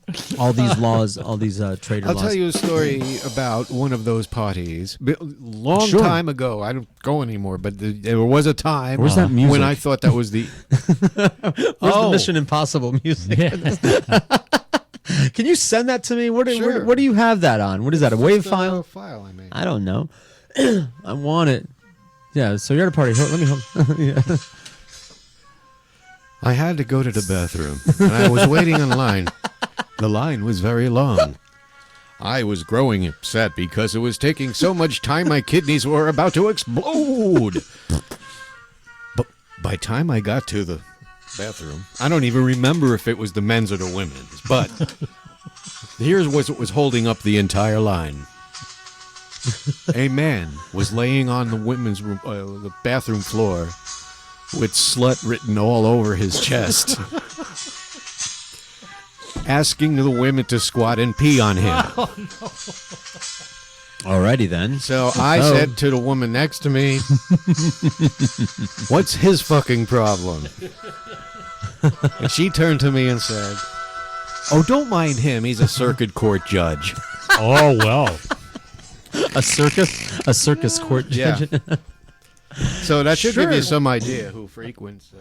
That's great. It was explained to me that the people of great wealth and power have the financial ability to indulge their whims and the personality. Like they grow up and spend a lot of years not saying no to themselves.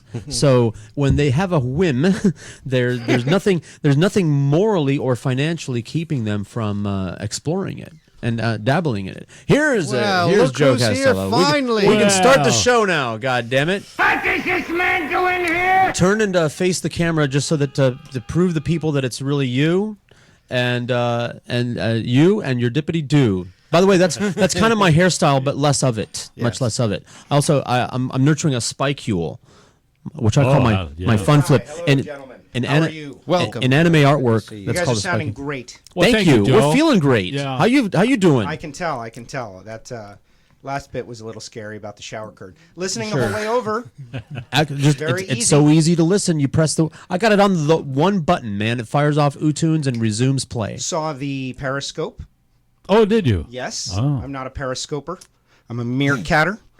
It is the, is that the? I don't. It's even the know. beta Okay. to the VHS or the HD DVD and, to the Blu-ray. How does it differ? Well, just explain that to us. It's better quality. It's better, and much fewer people know about it. Then and use Periscope. It. Yes. Okay, Meerkat. Meerkat. It is. Yeah. MEERKAT. Meerkat. K. Yeah. KAT. Yep. So it broadcasts to Live.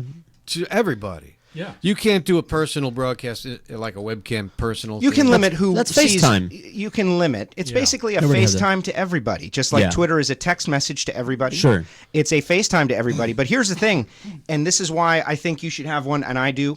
You should have one running on all the shows, is because there are constantly thousands of people logging on to see what's on. Well, I've popped it on. What's on there? I What popped is- it on oh. periodically during shows, and everybody jumps on. Hey, what's that? Like during the live musical performances that we've had here lately. Thank you, Rick Show on the radio Thursdays 3 till 4. I'm sorry, 4 to 5 here on Soflo Radio. The live musical performances, because I'm looking at the other content that's on there. A lot of lamosity. That's a lot of lameness. exactly it. It's you're giving everybody a video show, and not everybody can carry it. So they're on there, and they're like, "Hey, I'm on here now." In 2 minutes, I'll give you a quick story about it. Beautiful girl, skinny, naked, mostly panties, little t-shirt. Cue the Mission She's on Impossible there. music. Her whole gimmick is to like give little flashes, and she's just talking or whatever. And I'm like, this is really hot. This And this girl's is on doing something. Meerkat. Meerkat. Okay. And her name is Nora. She's like the first of the Meerkat stars. You know, there's Okay. the YouTube Yes, stars. yes. And, well, now there's the stars of this. And I was watching for like 10 minutes, like waiting for what was going to happen, and nothing ever happened, of course. And I thought, when would I ever have thought that a hot chick like flashing me would become boring so rapidly? And that's exactly what happened. So guys like you, who've got a cool studio and constant change, things happening, you can actually retain some of the audience. And it is great for bringing in people who have never heard of Soflo Radio. Thank you for nothing bringing else. up Soflo Radio. Joe Castello, one of the original shows before we start reminiscing and talking about what a shit scuzzbag Byron Eggers is. What a shitty, first of all, he's a liar, a thief, and now a pedophile. Now we know he's a pedophile. I always knew he was a degenerate, but nevertheless, I want to thank our sponsors. I want to thank Dr. Kim. I want to thank Pizza Loft, Key Information Solutions, Power Smoothie, part of my conjoined family, Power Smoothie, and the sponsors of the other shows that we have on here too. Because Zaina from Z Nation has some sponsors. Tony C from Tony C's Groovathon has sponsors. Go to his page and see his check out their sponsors. we get banners, we're going to put them all up on the website. We're working on banners for all of them for the website. And I just wanted to do all of that thank you stuff before I got into my sermon. I was saving it. I'm glad you did. Saving it for you. I'm glad you because did. Real we've quick. discussed these things. Do the real quick. Do your Dr. thing. Kim Jacobson, the fact that she's Yes. been here since the very beginning. Oh my goodness. Yes, and we're still hanging. We're still chatting. I heard you Love mention her. Pizza Yeah. Loft. If Yeah. that is the case, if they are supporting, excellent decision by them. Great stuff. And before we get into a whole host of different things, rapid fire, I apologize for my tardiness. You mentioned it, though. I just had too much hate stuff you. going on. I know. But I wanted it to be like a phased thing. You know, it was you guys, and then Suds came in, and now I come in. It's like, it's like a big You're here now. Let's get show. let's get the oil. This is so many years of South Florida radio history right here. Yep. Listening to you guys, listening to Boca. Boca, you are a comic genius. We know this. It is so sad see that my you are checking in, account you are in a hole like this. You know, Van Gogh also died broken poor, and look at him now. maybe that's what it takes. Maybe that's the hallmark. But really, though, the bits, the things, the whole things that we say, me and my friends, people who don't even know, that came out of your brain, it's unreal. If people don't tell you that on a daily basis, remember this now. It is unreal. You can't pay your rent with our love, but No. you are wealthy in it. In our love. It's really Thank you, Joe amazing. Costello, and you're a big part of of our history. And when are you going to be a guest on my show? Well, whenever you Because call I and want to ask. do a car show. A car show? Yeah, I just want to talk about stuff. I mean, not like any particular Yeah, well, call topic. me. You can call me anytime. My deal. What's up, Jack? Did I say hi to you? You can't say hi, Jack. You can't say hi, Jack. We'll get arrested. That's a good point. But anyway, so sorry for my tardiness. I'm here. I'm ready to break it down. No worries. Here it Confederate is, because we've I'm in done the so middle of many. this. NASCAR. Joe produced my very first fill-in show for Neil Rogers, and subsequently for years to come, we did shows together here on Soflo. So we do great dialogue, and then you got these guys here that know some things too, and we've got our token black representative, so we can really break this down right now. Oh yeah. So here, let me set this up, because we talked on a lot of the shows before about your particular situation where you interact with Southerners a lot, and of course I was raised Southerner, and your politics are very well known to us, left of center, shall we say? Slightly, very slightly. I Slightly left really of center. believe that I call myself a centrist. Maybe slightly to the left. There's a lot of things that I would Me- be slightly me too. to the right. I'm Mr. Second Amendment. I really claim that I'm a centrist, right into the middle, right? Directly right, into it. right Yeah, into 'cause it. I wanted you to sound ballsier than you are. Nevertheless, we agree on all of the important issues, and likewise, we get around people that are Southerners and with their Southern pride and their Confederate flag waving and their Southern apology. And I grew up hearing the rhetoric. It was about states' rights, and it had nothing to do with slavery, and this and that. And it was that came up on Fox News. The story that I pursued, somebody posted something on Facebook where it came up on Fox News. Somebody challenged somebody to Google it, and all of a sudden, Twitter explosion as quotes from the articles of secession from the respective states started to get copied and pasted on Twitter, where they went to great lengths to make sure that everyone in the world understood this is about slavery. The people, the authors of the Confederacy, not just in their articles of secession, each state in its own right, but in the subsequent speeches afterwards and in their letters and everything, they actually said the words, "We want the future generations to understand very clearly what this is about. The white man is superior to the black man, and God gave us the black man to do our work. And if we don't do this, we suck, and you suck for keeping us from doing this." And in the Mississippi letters, they went on and on and on about the superiority of the white man, and went so far as to call the northern man, what is the northern man but a greasy mechanic or a farmer hardened by his own labor, not fit to keep company with a southern gentleman's manservant. That's a quote. I kept rereading that. So these people who felt that it was their moral duty to not do their own work, that they were economically dependent on the labor of prisoners, they shat on the northern man for doing his own work. These right-wingers, these 1%ers, this was them then. We know who they are now, and this was them then. And we fought a war against them already, and they lost. And if we got in a time machine, if we had a time machine, Joe Costello, and we went back to Appomattox on April 9th, I wrote it down, April 9th, 1865, when Robert E. Lee was surrendering to Ulysses S. Grant, and we popped out like in Family Guy, the time thing, it appeared, and we popped out of it and said, "Hey, guys, Lee and Grant, come with us. We want to show you 150 years from now, these assholes, they're not going to surrender. They're not surrendering. They're not surrendering.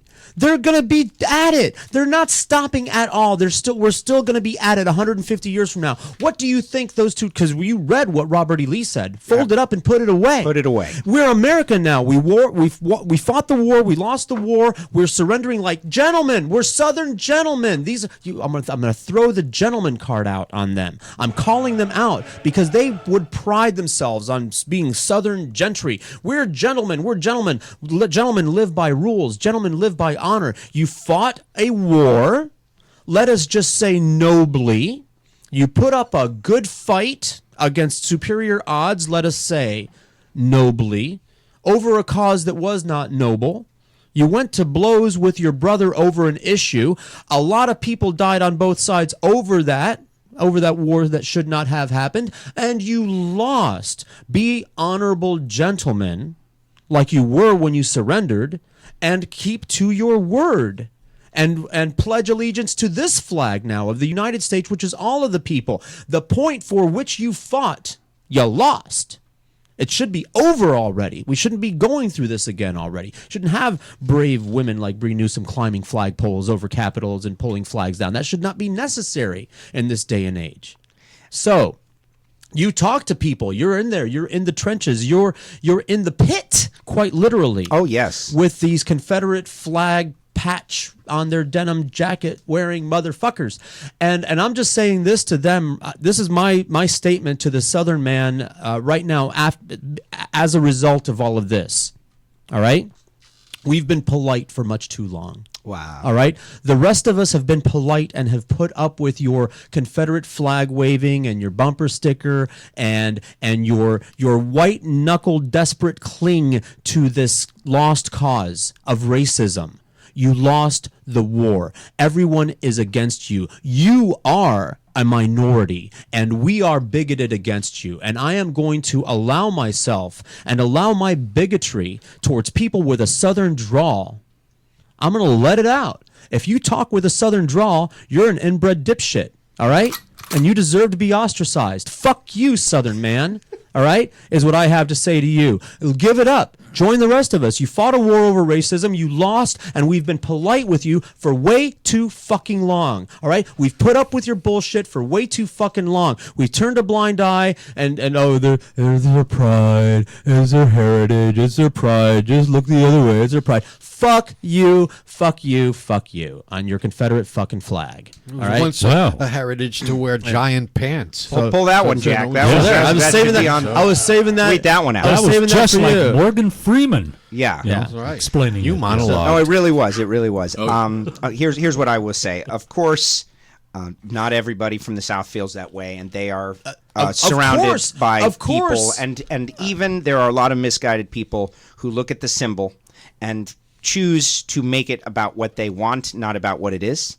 Right. It's unfortunate, but look, this kid that committed these murders, he wrote a manifesto, and we know exactly what he said, and he had photographs of himself acting out situations. He burned the American flag, and he flew the battle flag of Northern Virginia, which is not even the Confederate flag. Sure, but it's prettier. I had a Confederate flag T-shirt. It's a neat-looking stickers on my notebook. It's a big X. But what it's about now, I think it has changed. These people, this group, they are bothered by the rapid change in our civilization, whether it be gay marriage, black president, all of these things happening all at once, the technology, all things happening at once. And they are grasping onto what they deem to be their heritage. And now here's just another thing that they've had in their lives that has just been there really only since the early 60s as an FU to the civil rights movement, which is, look, we learned all the history about the Confederate flag that we need to know. By the way, pouty children, oh, we got to give equal rights to the Negro, well, we're going to put up a Confederate flag. Well, exactly. And that's where we are. It's unfortunate.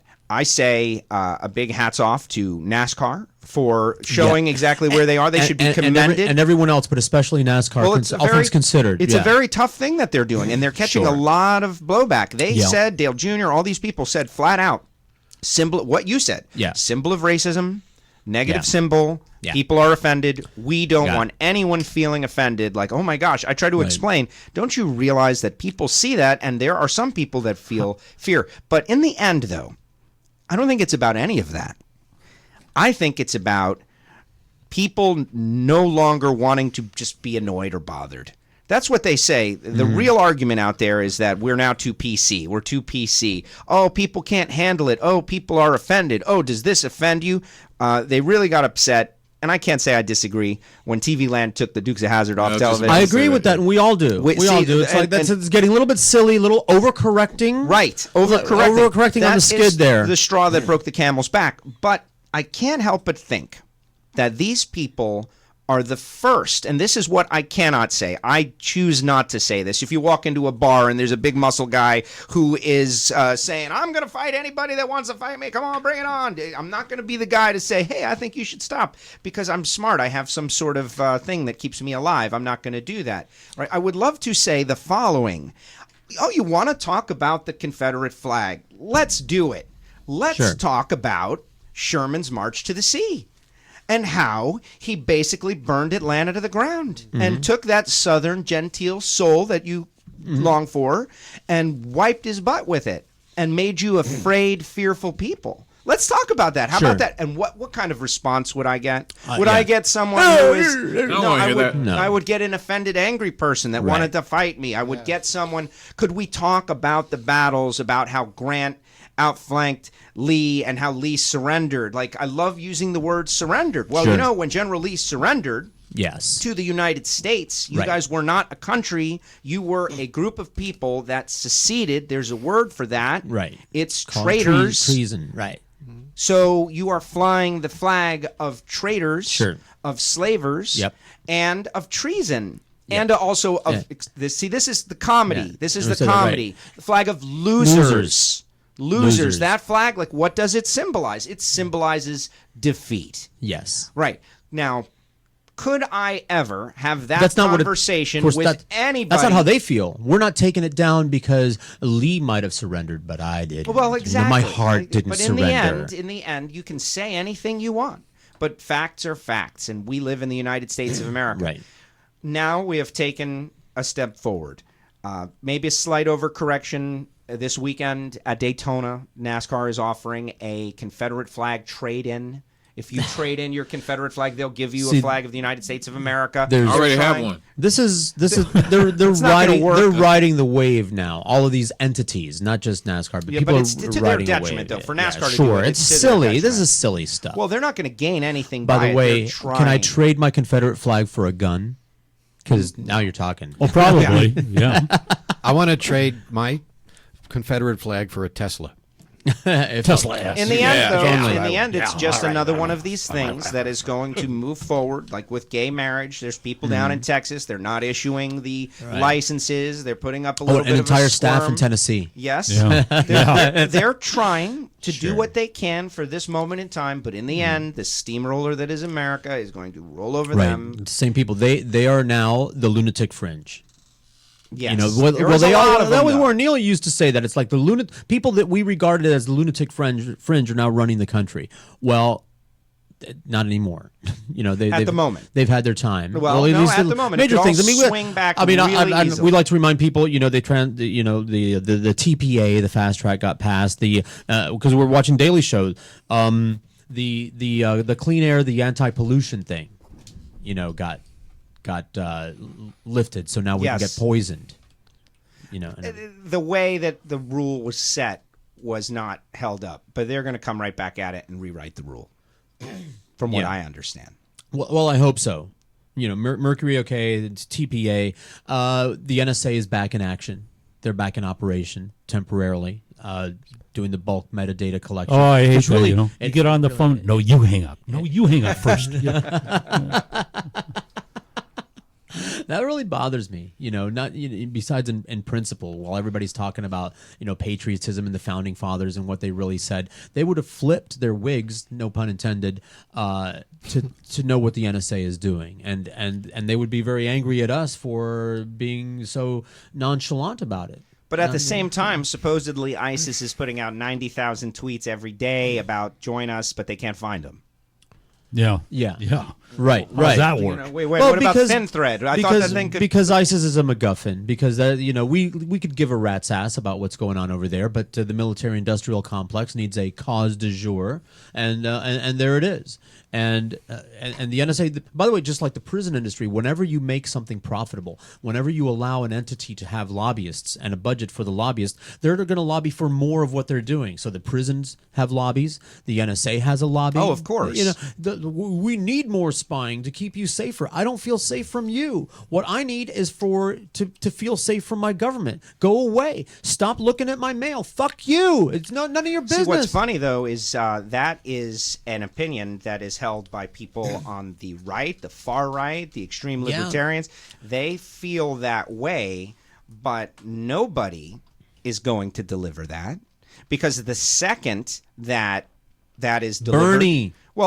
Bernie won't. The second that's delivered, inevitably, it's unfortunate, but the next attack, how big or small it happens to be, there's going to be one. Like, the only real defense is to say, man, when it happens, we're just going to not overreact next time, and we're going to try to make it not happen. But the person who is in charge will be responsible. And that's the way it's a gotcha thing now. Like, who is going to be the next president to be president when the next attack happens? That person will be a failure. It's going to happen. We're going. Crazy individual is going to do something. They'll cook up an attack at some point. Yeah, sure. It's without a doubt. So, which person is going to be the unfortunate one to happen to be 9/11?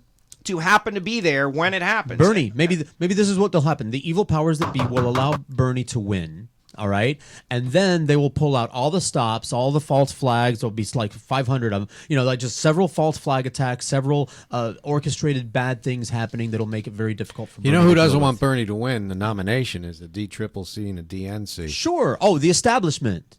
Bernie is not going to win the nomination. As much as I love what he's got to say, I love his rap, straight talker, straight shooter, has had success as a politician, working across the aisle. Military likes him. Everybody likes him. He is. It's not possible in modern America. I'm sorry. I feel that the average American is not going to be able to pull the lever for Bernie. I could. I would. I know you guys could and would. The average American is not going to do it. Do you think if the media actually starts talking about him and lets him back on the air I don't. He's going to do it. He used to be on all the time. In spite. I mean, the fix is in, but he's still raising record-breaking dollars, record-breaking crowds, way bigger and on both fronts than anybody thought, including himself. So there's a tipping point where he'll be too big to be ignored. At some point, they'll have to let him into the debates. And I think he's definitely going to be in the debates. He brought in $15 million, but Hillary brought in like $49 million. And in the end, I'm a Jim Webb guy. Like if you want me to pick a guy from the Democratic side right now, James Webb just said he's getting in tomorrow, and that's not going to be like Martin O'Malley. I think James Webb is much better than Martin O'Malley. He is a very knowledgeable, what I would call an old school politician. No, he's pro TPP, admittedly. A century, yes, but the TPP is going to happen. The horse is out of the gate. There's no stopping it. There are some things that there are no stopping. I don't know if it's good or it's bad. Probably bad, but. If I had to pick trade a guy, agreement should tip you off. Just 2 words: trade agreement. Everything else. That is true, but I just don't think that the people that are against it have the power to stop it. And no, it's going through. You're right. For it to be managed is probably the best thing. But anyway, Jim Webb would be the guy I would pick. He's not going to win. No. He's not going to win. It's going to be Hill Dog. That's it. We know it. Okay? Who's her vice presidential candidate going to be? It's going to be Hill Dog. Who else could it possibly be? It's not like 1992. I know that's where all the money is. There was a governor that you didn't know who he was in some state, and you didn't know him. Absolutely. Nobody knew Bill Clinton in 92. No. Now we know 24-hour news, Twitter, Facebook, all this stuff. You know every human that is possible to run, and everyone is actually running on the Republican side. Everyone. Who do you think is going to... I think every Republican is running on the Republican side. Who's going to get the nomination? My refrigerator's running. It's a Republican. Okay. Well, right now, obviously, on the Democratic side, it's going to be Hillary Clinton, without a doubt, in my opinion. On the Republican side, it's a little more wide open, but I know it's not the sexy pick. Jeb. Yeah. It's going to be Jeb. Yeah. It's going to be the most obvious choice. Bush, they've got a network behind the scenes and under the ground, Not Skull only and that, Bones, but- man. They're going to make it happen. Out of all of them, he's the only one that can speak clearly. Everybody else is a. Let's play pretend that it has to be a Republican. Has to be. Has to. Which of the Republicans that have presented themselves? Ted Cruz. I'm sorry. I'm calling into. You know how I have a standing duel. Have a seat here on this stool. Okay, go to the bathroom, Alan. He's looking way better. He's going to tinkle. He almost died, you know. So Ted Cruz would be your Republican? No, I hate him. I'm just saying I'm scaring me. eliminating him because first of all, he was born in Canada. Yeah. All right. Second of all, I don't think that he's a heterosexual. He's very effeminate. His mannerisms are very effeminate. Have you noticed He's that? kind of a slimy character. Yeah. And he looks like Mr. Haney. Son of a preacher. Sure, son of a preacher. He's just very slimy. Yeah, he's he's very not even a stupid. He's too legit stupid. opportunity. He's not legit. And same thing with Marco Rubio. He's too young, and everybody else is way too crooked or crazy, and they can't talk right. So the answer is Jeb Bush. Jeb. Because Yeah, me too. Jeb has said some inflammatory things, especially in regards to They all have. But we've lived under Jeb. That's another thing. As Floridians, Yeah, right. look, we're here. We lived under Jeb. rest We of the saw what country it was doesn't know like. yet. We know. Jeb is slick. Jeb looks good at a podium. Jeb sounds good speaking. Okay, Jeb is he reminds me a lot of Ronald Reagan in the way he carries himself. Right. You know, he's very personable. He's like good with the handshake, good with the smile. You like him because he'd be speaking the good in Spanish. interviews. No, because he learned Spanish because he wanted to bang beaners, and you know how I am. Yeah. You know how I am about the beaners. The rest of especially if the they country smuggle. doesn't know about Columba and Noel. When they find out, he's going to have a very hard time. Well, his last name His is going to give him supporters, a the hard rest of the time. country, you mean the Republicans, would give a rat's ass. All right? They don't care. Now when that hits the media, especially, it's going to be... And by the way, Jeb, here we go. Clinton and Bush, That's it. Get in on it. That's it. Joe, All this is all big a waste of time. This whole preamble Joe, stuff. we're 18 months out. It's a little premature to say that about Bernie yet. We don't just know. Go Bernie, come on. Send positive We've got money on vibes. our side. They're sitting on it right now. They're waiting to see what's going to happen. Like they got Adelson on there. Don't you watch movies? You know, Do you these are think things... Bernie could beat Jeb? Absolutely. Yes. Oh, yes. Yeah, without, yes. Without. See, here's the thing about Hillary. You think Bernie could win any southern it's not gonna be state? the right thing. Why don't you sit in the chair that's already in here, Alan? No, that will be a problem. No. He's got his Northeast locked path? up. He's got the West locked up. Does he have the But he's Northeast got the locked up? working Yeah. man. He's got, and that's the majority. And with the exception of Republican working men that are just, stupid, everybody else loves Bernie. And Hillary's going to have to answer a goddamn question once in a while. She's instead of taking it to committee, every time she gets asked a question, is the sky blue? I'll get back to you on that. It's like, answer a She will. question. Smug. She doesn't come It's off. like, vote for me and You're- fuck you. you That's guys why. are and my female experiencing- friends, and my female friends are like, if she was a guy, you wouldn't be saying that. I go, yeah, I would. would. Yes, I would. Look, she's not charismatic. She That's comes true. off like harsh, pre-planned, and it's not charisma. And I loves women. and You I want are a women experiencing post-Obama hangover No. that everybody is going to. You I- just had the best speaking, best I never looking, liked best her. acting president that we've had in our lifetime since JFK and Ronald Reagan. And whoever is next is going to come across as stiff and not That's what makes charismatic. Bernie so it's going to great, be 'cause hard. he's a total He is a opposite. character. Yes, He is. he's short and plain trollish speaking and and- plain speaking. I like him. Like I Speaking said, of short and I like trollish and him. Jewish, Alan Michaels, ladies and gentlemen. There he is. Hey. What kind of an intro is that? Short, trollish, and Jewish. All right, that's enough. That's enough for this hour. Just wait. Good night, folks. There'll be Thanks. more in the You gonna wrap this guy in a shower curtain? What are you gonna do? Oh man, if anybody ever deserved to be a wrapped up. I guess it was me. It would be Alan Michaels, ladies and gentlemen. Happy anniversary. Back to Bernie and Hillary. I just see the establishment, the powers that be, are going to run Hillary because she is part of the establishment. She's part of the machinery. She's got all that money and all of the people, and not only that, like political power. Like, oh, we have to support. If you are in politics right now, if you are an office holder, as far as who they're going to give their endorsement to, God forbid that I should upset Bill. As far as all of the others, senators and congressmen and governors in the Democratic Party, they're going to have to throw their support behind Hillary because of Bill. Because God forbid that they should anger Mr. Clinton, and I'm sensitive to that also. But they're going to know that that it's going to be a really tough sell, especially on the heels of an Obama presidency, because the bigots of America go, we just elected a black guy, now we're going to have to elect a woman too. You know, that's how a lot of people are thinking. It's like, we already gave you one. We already gave you that. Well, that's one of the reasons why That's I'm true. a Jim Webb guy, because he is, just a regular white guy. Yeah, and well, that's another reason that Bernie, because he's Jewish. It's like, Listen, that's a big problem in a lot of these places too. I know. Look at what Joe Lieberman did Here. and think about what Ralph Nader did to us collectively. Horrible. But really, if we could go back to that, and we were on the air at that time. You mentioned the anniversary. We lived through that, and I have a couple of great moments that I still remember. Like when I told everybody after the disputed election that our country would have a big event or be in a war within 6 months to make us all forget about that 500 vote election. And sure enough, look at all the stuff that happened. Right. I wish we had pulled the and tape. Joe Costello broke the 9/11 story on QAM. Yes, that was you. Oh boy. Yeah. I think about that all the time. Guys, this is kind of important. Yeah, no. What are we going to do about it? Sports. But those people, every one of those people that voted for Ralph Nader, every one of them, I know. They should carry around a little personal guilt. You think they should have a tattoo on their forehead? They should have There a should little be an end. Now, deep down, though, somewhere... There's blood on if your hands. I did something that was actually very detrimental to my cause and my country. Because look at all the real negative stuff that happened in the wake of that decision.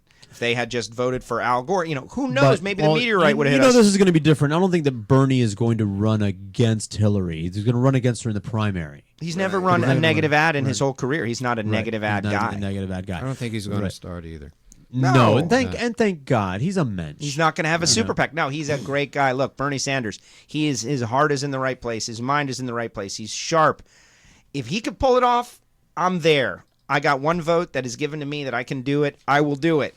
I just don't see it happening. I just don't. I'm praying. I'm having my fantasy that this grassroots thing is going to continue to swell. It's going to, between the Facebook and the Twitter and the media that the establishment doesn't control is going to buoy Bernie Sanders. Very good and, point. And tip it. And he said the other night in his speech, he said, they got the money, but we got the people. Right. I recommend people watching that speech he did. What was it, Madison?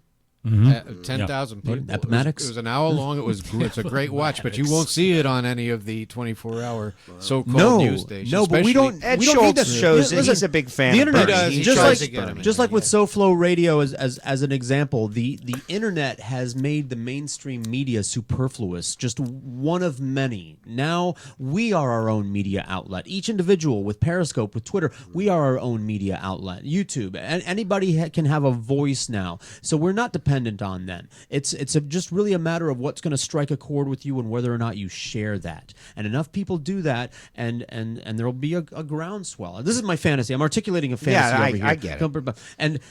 And he'll win the primary, and for just one cycle during my lifetime, we'll have a president that is really, really, really like a good person on board.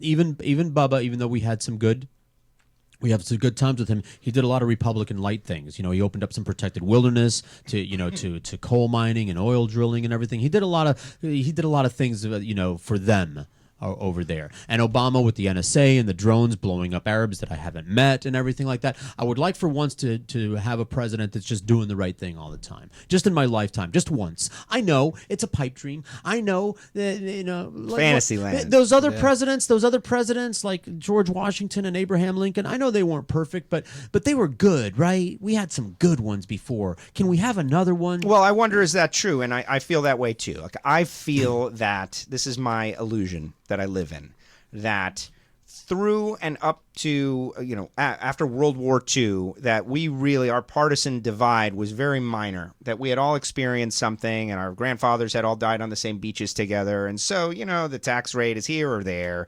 What are we doing? That kind of stuff. Through JFK, and we were all on the same side, but it kind of got acrimonious in the late 70s and 80s and then 90s. And then when people started to make money off the acrimony. Yeah. Holy crap, I can make $20 million a year by pissing off everybody? Wow, let's do it.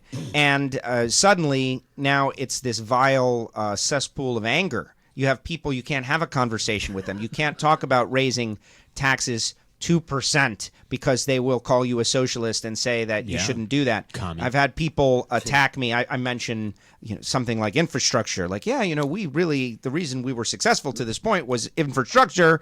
And I had people like unfriend me. You are ridiculous. You don't understand. Money doesn't grow on trees and I'm not paying. It's like, yeah, but you're using. Right. But you're not paying? What's wrong with that? But while we have this horrible thing right now, we're in a new place. Yeah. It's gonna be difficult. How about all the good stuff? Yeah. Where's Frank Underwood when you need him? Yeah. Well, that's why that's popular. Make it's because him people secretly want that. Yeah. People want somebody. The problem is if one of these guys on the other side, like Ted Cruz, you know who my big joke is? Like my joke. Yeah. There's the thing you say to people, and then there's the thing you actually mean. Yes. The thing that I say to people is that I want Trump. I want Trump. for I comedy. love Trump. I love Trump. I want him to go as far as he can go. I want him to say as much crap about Mexicans, everything and as possible because Beaner he rapists. is number one hysterical. Number two, I think people like him. I think that there's a lot of people out there for entertainment value. I was just confessing. I've got this weird. I've hated him for years, way before it was on site, and I can't look away. It's just every time that he farts, I got to post something about it. I hate that guy. He's number 2 in the polls right now. Yeah. Right, and by the way, and rightfully so. For entertainment, that's why his show gets good ratings because he's funny. What has Marco Rubio done? A tangible accomplishment that we should allow him to be the president. Well, Lordy, what is he, 12? He's 12 at least years old. Donald Trump, you could say this guy has tangible accomplishments. Sure, he's made a couple of $1 billion. He's done a thing. He's done some things. And he's definitely more entertaining and celebrity. But he doesn't have real hair, so he's out. That's true. Yeah. You have to have real hair to be president. You can't have a bald I'll president. tell you who you're not going to see. You're not going to see Payush. He's out. Bobby Jindal? Yeah. Oh my What is it God. with Ted This Cruz? Payush guy. These self-haters like Ted Cruz and Bobby Jindal.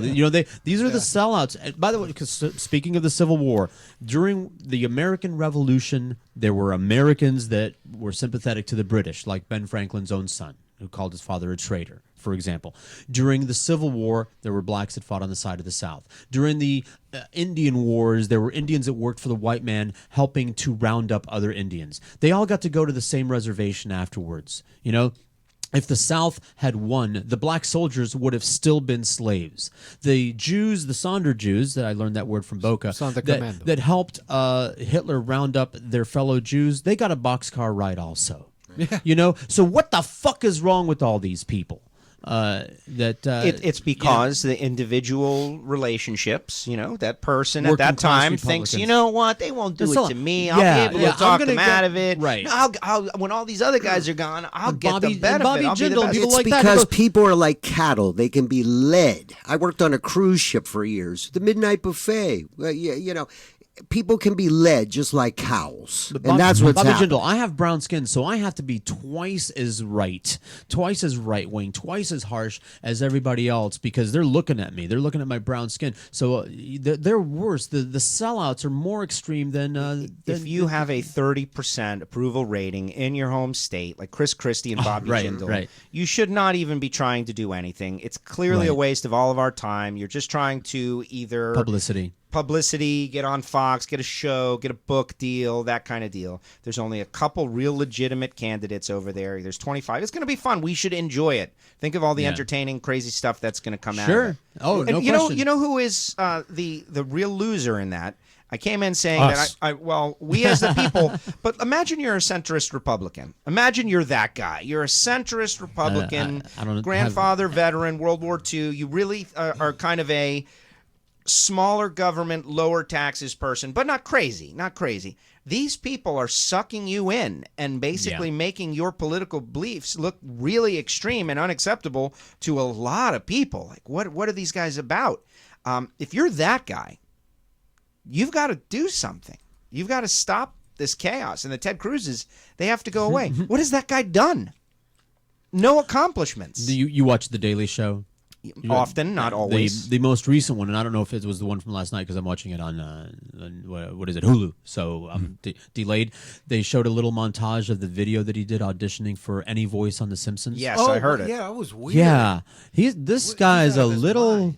Yeah, he's crazy. All right, you want to focus on that? He's nutty. I totally agree. He's definitely a little bit off. Yeah. Sweaty. Yeah. Got a hand thing going and a little weird. Homosexual. But see, here's why I will say that. Also, he sucks Satan's dick. I don't that really he might get the do. gay thing with him, and I get it from Lindsay. Lindsay, Yeah, no I mean, question. He's a dandy. He's a Southern dandy. he needs chains and Back in legs the on Civil his War shoes. times, he would have been sporting a handkerchief and a snuff box. Yeah. But I don't see that with Cruz. I The just see last him as a good whack. Republican was Sneezing like a Nixon. little girl. Excuse me. Which is why he's Yeah. always beating the drum for war. Beating the drum for war and all of macho. these anti-gay policies. I used to argue with my alternatively lifestyles friends when they would throw the homophobia word out there. Like punctuation. That's a homophobe. That's a homophobe. And I used to argue with that. I go, just because somebody's grossed out by what you do doesn't make them a homophobe. But the difference is some of us are grossed out by it. Like I'm grossed out by broccoli, but I don't think it should be illegal. And I'm not trying to pass laws against people who Eliminate want all to broccoli. enjoy their broccoli because I don't want to be downwind of it cooking. It grosses me out. So. But these people they're minding other people's business. Like that is homophobia. That is bigotry. There's something going on inside of you that doesn't add up until I did the math. And since we have spokespeople from all walks of life here, we have everybody. We don't have a chick. Oh yes, I'm sorry, we do. Yeah, With a dick. With a dick. So all of the bases are covered. Because we talked about this on the show as the authorized representatives of straight men all over the world who have ever existed and ever will exist. Joe and I will tell you that we straight men do not spend any amount of time at all in the course of the day thinking about homosexuality or homosexuals. We spend absolutely zero time worrying about it, about what homosexuals are doing, whether or not they're getting married, whether or not they're holding hands on the street, whether or not they're kissing. 0% of our daily thought is concerned with what homosexuals are doing. We're thinking about food and vagina. I'm done. Well, I just went back into my food and vagina cycle. You think there's a difference? You have stepped onto something here, and I think that the whole of the right side of the political sphere is about stopping, cutting, slashing, preventing. Sure. When at something what point, other people are doing, not what you're doing. The other people. Right. At what point will that mindset say, "Well, this is a concept, an idea. This is something that will improve or add." They want to cut a budget. They want to cut Social Security. They want to cut Medicare. They want to cut. That is not the solution. Right. And people aren't going to go with for it either. They don't want to do any. They want to do war. That's what they want to do. That's the only positive. That's the only action Send and activity. young lives off to die and be maimed. Because they work for the military-industrial complex, and so do most of the Democrats, I'm sorry to say, including El Presidente. It's very sad because we get some concessions as the people. When this is what the people, the Illuminati, whoever it is that rule the world, when the people start getting all uppity, they have a meeting. They go, let's allow them to have a fascist light, a Republican light president that will give them a couple of the things that they're whining about. As long as we get to keep the big ticket items like the war.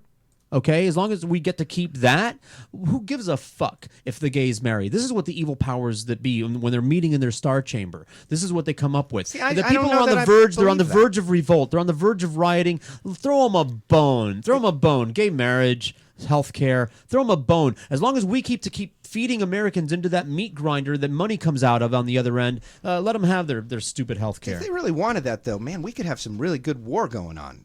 Why they're not even doing it right? We got multiple wars, and but we're not winning any we're fighting of them. wars, We're not but doing that's not the anything. point. No, we don't have to win. That's not the point. The point is to keep it going. Mind if I to add on to that? perpetuate it if you want to. Well, is it safe to say that after the 2 terms with Bush, the climate in America was like, especially when we saw that there was a possibility of a John McCain being the president, you kind of felt like the climate in America was like not another old pale-faced, we're going to do it this way type of person. I think that was a factor. Yeah, so you might need those little distractions to throw Sure. you Well, off. no, there was have the American Idol type of president. It was right timing, but Obama and Clinton, they're part of the system. Everybody wants a good-looking president. Obama's a Chicago politician. Politics in Chicago is all money-driven, not like elsewhere where it's not. You don't get to be president of these United States these days without making some arrangements. Unless those people, the billionaires, the international banks, unless they're okay with it, you're not going to become president. The people that really control the world, the people that George Carlin used to talk about, that meet at the country clubs or on the yachts, out of earshot of the rest of us, and make all the real big decisions. Which is why, and maybe it's a religious type faith-based belief in Bernie Sanders, like Santa Claus or Jesus, that Jesus is coming again. But I feel the need for hope in my life. I want to have hope in my life for America and the world, and Bernie represents that. Bernie represents the... Well, if that is the case, though, this is where I become a little cynical, because you're going to have the opportunity to prove that. And here's where. Sure. Number one, Bernie Sanders, he raised $15 million. Were any of those dollars yours? No, but I'm going to feel the burn button. That's good too. Two, Bernie Sanders, he's going to need organizers and door knockers and people to go out. I'm not going to be a door ride knocker. in cars with strangers and be there. Right. I did that for President Obama, and because I actually felt very similar about President Obama the way you did Bernie Sanders. And I feel like I can make a pretty, I still like strong, Obama, like, overall. strong case for his presidency. But wasn't that whole last campaign based on hope and change? Yes. Okay, and he delivered. Ask any person of any homosexual person how they are regarded in our civilization now compared to where they were in 2007. No question. Some good things. The stock market, unemployment. Listen, Obamacare. The same guy, the big angry guy that I'm afraid to say something to him in the bar. I just went to the doctor yesterday. Yeah. I had a $5 copay. Yeah. My experience, I can only speak for me. Independent business person who was purchasing insurance previously and paying X, and now I'm paying X. Much less than much less. Yeah. Much less. Why is better much less? insurance? Sure. Getting more stuff like complimentary already paid for and lower copay. It's been to me, my personal experience, only me, has been incredibly great. It's been the best thing I've ever done in my life, switching to Obamacare. But I know that there's 10 guys that, oh man, this happened and that happened, and they got a story. But for me, it has been hope and change, and I got to say, the guy cashed in. You know that because I love the stories that come out. Hialeah is the #1 city per capita in Obamacare enrollments, and they hate it though. And it's 80% Republican. Comunista. It's hated, but they're number one. They're cashing in. I hate this free stuff I'm getting. They like those spics very much like those spics. They're going away. That flag waving Southern man, the Cuba thing, and the Cuba thing going away. Are you going to go to Cuba and buy one of those cars when Listen, if you thought you're the first guy who thought of that, man, there's probably a big giant ship docked off the coast, ready to waiting, go, waiting, fueled. There are thousands of people ready to go take advantage of those cars. There's some instant millionaires down there. Yeah, yeah.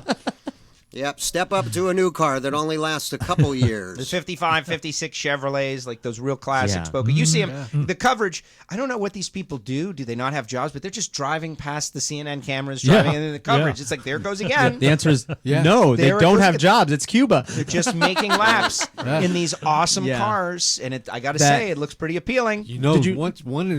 Some rich guy's going to go down there and just buy them all, like Jay Leno. Some Arab. Buy Arab. Maybe. Yeah, he's going to fill them. He's just drive them right onto the yacht. And they're valuable because they're Havana cars, too. Like, who knows what crazy mechanical system is going on under there. Did you see the movie? To make it run. Joe, Yank Tanks. Did you see the movie? It's a documentary about... I can't find that thing. I have it. I downloaded it. I have it. I'll give a copy to both of you. But it's a documentary complete with interviews and under the hood footage of the cars and the men that own them and keep them running. They make the parts by hand. They don't have machine tools, lathes and things to be machinists. They don't have micrometers and calipers to measure things. So by eyeballing the piece that they have to replace and using whatever they can find, like a coffee can or an old wrench or something like that, and a rat tail file, they eyeball the copy by hand and then use that to replace the things with. They get orders from all over the world to hand make replacement pieces when the manufacturer doesn't make the pieces anymore.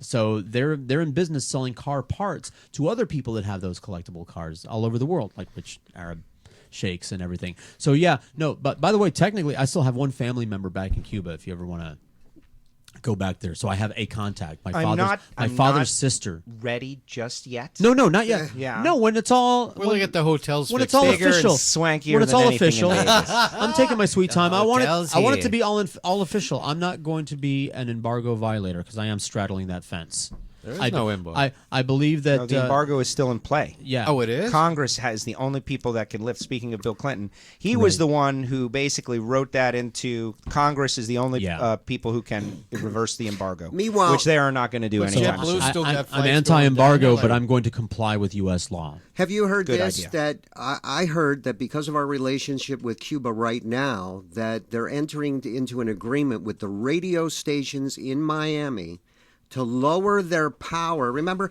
how when Cuba would jam the signals and we are like the AM and FM stations you would work at, they would boost the power to counterpart the jamming. Yeah. I hear now the United States, the FCC is saying all AMs in Dade and Broward must go to their original power, not to block the Cuba signals.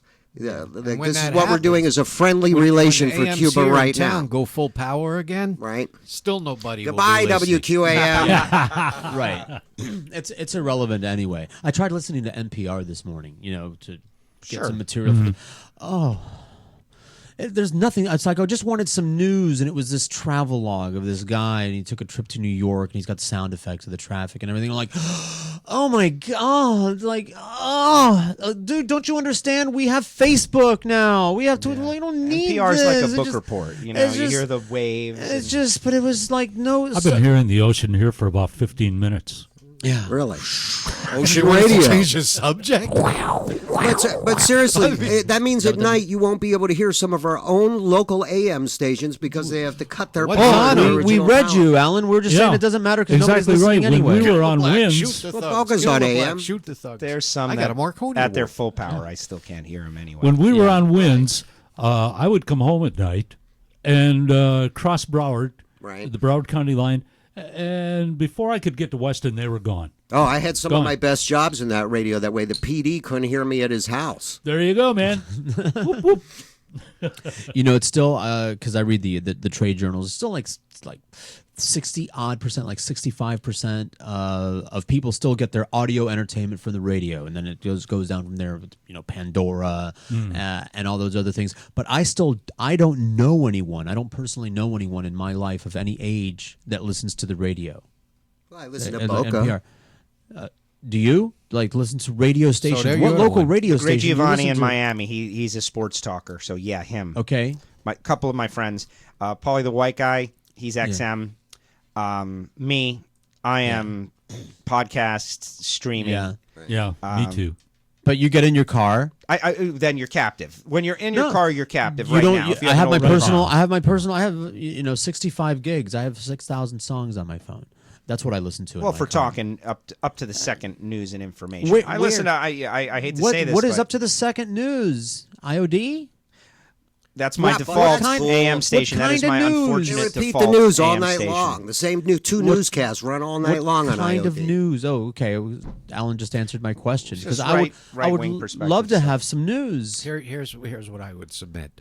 As antiquated as AM or FM broadcasting is today, I say that if they put talent back on the air, localize it, put the all new, not even all news, but news, entertainment, whatever, like they used to have on IOD years ago, people will tune in. They'll still go online, but everybody likes options. No one's going to say that's an old way of listening to things. If there's something there for them, Stephanie Miller's doing very, very well. It's too late. AM is being taken away from the new that's cars. corporate's- You won't be able to get AM radios in cars. It's already not Corporate's standard. agenda is to just crush it and kill it and just sell AM? PSA. Oh, yeah. Yeah. Well, nobody don't wants put to pay anything in. anybody to do anything, period. I've already in every gotten over it. business. Yeah. Right. And radio is no different. No one wants to pay to get a guy like Neil Rogers or Boca. Like Boca, I think about this all the time. And I don't want to say any numbers. That's up to you. But the works of comic genius that had to take you hours to think of, create, produce, and put out there that everybody enjoys now and loves and thinks of the amount of money you got paid per unit for those things was insane. That was insane Stupid. that they were doing that. And I had you. to fight. I had to fight for every penny of that money. I would tell people, Boca is part of the case against me at QAM and management. They would say that that George Rodriguez is costing us money because he insists that we pay Boca. Right, X amount, which was nothing. Right. The amount that people were getting paid to go sit at a car dealership for 2 hours. It's insane. So no one wants to pay anybody to do anything anymore at all. Well, I had a break. I had a break thanks to Neil, and that was ABC Radio Today, which was Rick Dees was a big fan of Neil. Everybody in the business around the entire country knew about Neil Rogers, but regular listeners outside of Miami didn't know. Right. So Rick Dees was listening to Neil, and he loved my stuff. He calls Tom Chauvin in New York. He said, I want that guy, get him. And that's when I started really making good money. George helped me get per diem back then. And then eventually... At IOD and QAM. What happened was, but the funniest part, and it didn't last long, remember they were paying me no matter how many I submitted? Oh, yeah. And I was just blowing out fart bits. I put in like 30 or 40 bits, and we have to pay this? And then pretty soon they said, limit it to 4 or 5, Willie. Yeah.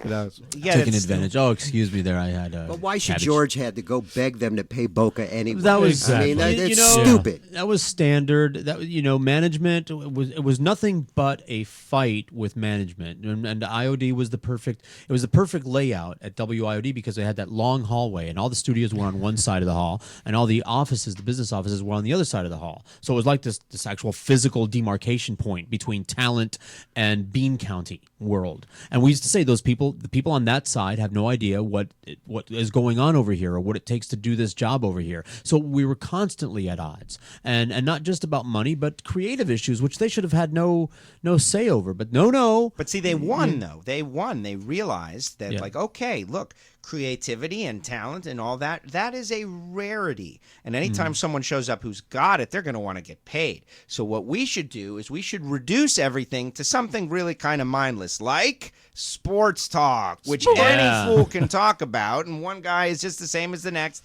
It's really about other people. It's about numbers. It's about stats. It's about contracts. And so as soon as somebody gets too big for their britches, we'll knock them out. We'll get someone new in there. No one will know where they went. If they're super great, they can become national, and we'll syndicate them. And that's that. And they really, if you're the business-minded person, they really figured out a great way to do, because they make a lot of money, but they don't spend a lot. Someone once told me about Neil, very specifically. Why should we spend $1 million and then have to sell $1.2 million to make $200,000 when we can pay someone $100,000 and sell $300,000 to make the same $200,000? Right. But there is a point to that. There is a point to that. Business point of view, but and people out there in radio land, as if they didn't know, the people that run radio stations could give a flying fuck about you. They just want you to spend money on the advertisers, so that they can make money. But they have no desire or care to deliver an entertaining program to you. And that's what our fights were always about. We wanted to deliver an entertaining program to the audience. And talk about in a weird position. Our income was based on ratings. We'll give you a ratings bonus if you get people to listen to you. It's like, all right, I'm working on this, getting people to listen to me. Think, oh no, you can't do that. And I'm like, it has nothing to do with poop. It doesn't have to do. It's just like they're just these arbitrary decisions that they would. To be part of the creative process also. Do you ever listen to the shows that are posted on the YouTube channel by the Neil group? You guys ever listen to the old Neil shows? Well, yeah, there's a whole cult of Neil. Of course, have them. Tell me about YouTube, and they're always putting it out there. We have offices in the cult. Do you have the cult of Neil? Well, I special robes. Whenever they post one or they tag me in one that I'm in, I will listen to it, and it's just so different than anything now. It was a radio star. You were an entertaining personality that people were coming to get whatever you were going to give them on that given day. Nobody knew what it was going to be. Now you always know it's LeBron. Yesterday I was listening to one of the local channels, and I won't say which, 560. They were interviewing a girl, a random person, who happened to be in a casino when LeBron James and Dwayne Wade walked by. And she took a photo on her camera and tweeted it. That's what she has contributed. These guys walk by her, She recognizes them, takes the photo, tweets the photo. Okay. Well, of course, it's Twitter, and so it goes crazy retweet. Sure. So we've got to get this person on the show. This is big stuff here. Wow. They get her on there, and so you saw them? Yes, I saw them. Yeah, and they were there. They were there. Yep, yes, there they were. And so then I took the picture. How'd you take the picture? Oh, I ran in front of them and I took the picture. Were they tall? They were tall. They were black. They were tall and black. And that was it. That was a 20-minute segment. Yeah. Wow, we got this girl on, man. That was hot stuff right there. And I'm pulling my eyes out. Yeah, well, that was my feeling on NPR this morning. It's just like, give me some fucking news. You've got a radio signal. You've got airwaves over here. If I want to hear about this guy's travel log, that's what blogs are for. That's exactly what this is. That is what blogs are for. I mean, come on, this guy and over here, and then on my way to the World Trade Center, and his reflections and his observations and everything. I'm freaking. I'm yelling in my shower over there because I put it on NPR and then I jumped into the shower, so I couldn't get out. You were trapped. I didn't want to wet my phone. See, I listen to NPR a lot because I'm on the road. I travel to 15 or so different cities, and it's like I know what I'm going to get, as opposed to the crazy stuff. Like in Texas, oh man, you should hear the stuff that's going on in Texas, guys. Seriously. It's frightening. Yeah. Like they're talking about burning homosexuals alive on the radio. Like really, like burning them alive. Yeah. In one of the shows that I heard, he'll get a Marconi Award for saying they were that. talking about how how their views are actually closer to ISIS than they are We've than been to the saying that current for government years. because at least ISIS agrees that the homosexuals should be burned. We call them flaming faggots when we set them on fire. It was really right. I'm like, this is on the radio. Let me switch to the next channel. Guess what? Same stuff. Sure. Different person saying it. When I go to North Carolina and I don't do it anymore, you pop on the AM stations in North Carolina and it's the same thing. It's blatant, it's brazen, it's out there. Agenda is just nothing but right-wing hate. Yeah. And hate talk in sports, they think I don't think it does. I think it's all about their message getting out. It appeals to them. They care if there are people that's all they want to hear. There are people that's all they want to hear. We should do a show. That'll be the easiest thing. You remember Tootsie? Yeah. Couldn't get work, right? Yeah. So he became a woman. Like we should all become right-wing talk show hosts. Do you know how easy that would be? I want Jack to be my producer. I would have a tough time. Of course. It would be so. Oh, I could do it in a second. So Hello, Al Rantel, Steve Kane. We've been doing Stephen Colbert's sarcasm for years. We know exactly how it's done. Left-wing liberals. If you do a Colbert style, that would be. I came from Cuba because of the communists took our stuff, and they're doing it again over here. I know from experience what happens under communism. Rationing, one pair of shoes a year, one bra a year. That's what happens under communism. You can't have the government in control of your health care, because next thing they're going to tell you where to go to school. Your education is going to go down. Your salary is going to go down. You have to stop them. They have to be stopped. Wait, hold on. It's the minimum wage that's destroying our economy. These jobs are getting shipped overseas because they don't have minimum wage laws overseas. If we didn't have minimum wage laws over here, we could keep those jobs in America. If I want to work for $2 a day, it is my right. I have freedom. That's right. That's what right to work. My freedom to work for $2 a day. Yeah, well, Joe, no wonder you're in radio. You got to tag everything with my friends. And we ought to get some Israeli construction people to help us build that wall over here, because the Palestinian wall, that's doing a really good job. We need a series of walls and trenches with a kill zone in between, like they have in Israel. That's what we need on the Mexican border. We need Israel to just take over our government. Just sure, why not? I mean, officially, as opposed to, like they kind of already Shoot have. the thugs, my friends. Shoot them all. And you know something? If I started doing that, it would sound like a parody. There's no possible way I can pull that off. I think we got, for the sarcasm thing, we got a spick, a spook, a tranny. All right, Jew, a nigga. Yeah. Well, I thought spook was good enough, but it's okay. I was can say it. that too. I'm not going to say it. That's a little dated. That's a little dated. Listen, I learned, okay for I learned you to say. one thing and only one thing. There was an A at the end. That made it okay. This is profound. I learned one thing and only one thing from Howard Stern, and that is to keep a black man on staff so that you can make ethnic jokes and people will think that you're cool. He can't be racist. He's got Robin there, and she's cool with it. So therefore, he must not be racist, and using that racist kind of humor. Now you're contradicting yourself, because that kind of falls into the whole Jesse Jackson, Reverend Sharpton type of thing. Just because she's black and she's there doesn't mean she's actually representative of anything. No, that's wrong. All black people represent all other black people. Oh, okay. I didn't get that memo What's the when matter I with came you, out. Jack? That's it. I missed that memo when I came out the womb. When a black man commits a crime, it is as if you all do, and you all have to answer for it collectively. You're all guilty. You Why? don't have to ask Why Mr. are you so Peabody violent? to revisit 1986. Just turn on the Howard Stern show. Hasn't changed since then. Yeah, I don't. It's been a long time since I pop it on. Have you heard Howard lately? Have you seen In Howard the last lately? 2 weeks, I heard Howard in a rental car. That sound like He's Howard using profanity. You're gonna show us your taint? He's doing his deal. He's using profanity. I think he's going to be the next apprentice. What, are you a lesbian? Oh yeah. That's my guess. You heard it here first. It's Okay. just a total random guess. What? Don't talk unless it's in a microphone, Alan. For the love of God. It's going to be some rich Don't. guy. Yeah. He is rich. He's Yeah, pretty he's rich. very Howard rich. Stern is Very rich. By the Like way, the guy 'cause from Virgin. He's a job vacuum. I'm not rich, far from it, but I'm already getting to the point in my life where the time that I have is more valuable than the money that I could have if I traded time for money. That's pretty All impressive. right, unless Way it to would go. have to be a shitload of money because the beach is right there, Jeff. Yeah, no, I know. right I know. We're fucking we're there. all fried down here, and we don't even know it. But it is true. Living down here in South Florida does warp you because it does change your perspective. Why on earth would I do that when Yeah, I I could be be at the really super happy? beach. Personal happiness is what Sure. your goal is. Yeah. And Is if it you're that? happy That's just the on goal. beach Well, with a beer finally. and That's the goal. Like here, That's it. other people, and I know this in other places because I've lived in some of those places. You work really hard for some money so that you can spend money to go to the beach and spend a little bit of time at the beach, and then you got to go back and make more money so you can afford the beach if you don't live near the beach. But we live near the beach, so instead of working for the time to afford the beach, I just skip all that and go to the beach. What's up with and spend Margaritaville? More time at the beach. They're already taking reservations. It's just a matter of minutes. Before it's open. I've gotten over my hate from it. You can't stop progress. They didn't destroy the band shell. They're going to spruce it up. That section of Johnson Elaborate Street. on that. What are you talking about? That's Margaritaville is the big hotel that they're building on the beach in Hollywood. resort place. Big Supposed to resort be place. Really nice. Several Okay. swimming pools out back. The whole back area is like landscape. There's going to be like this waterfall thing, Surfer like where you thing. can surf. Yeah.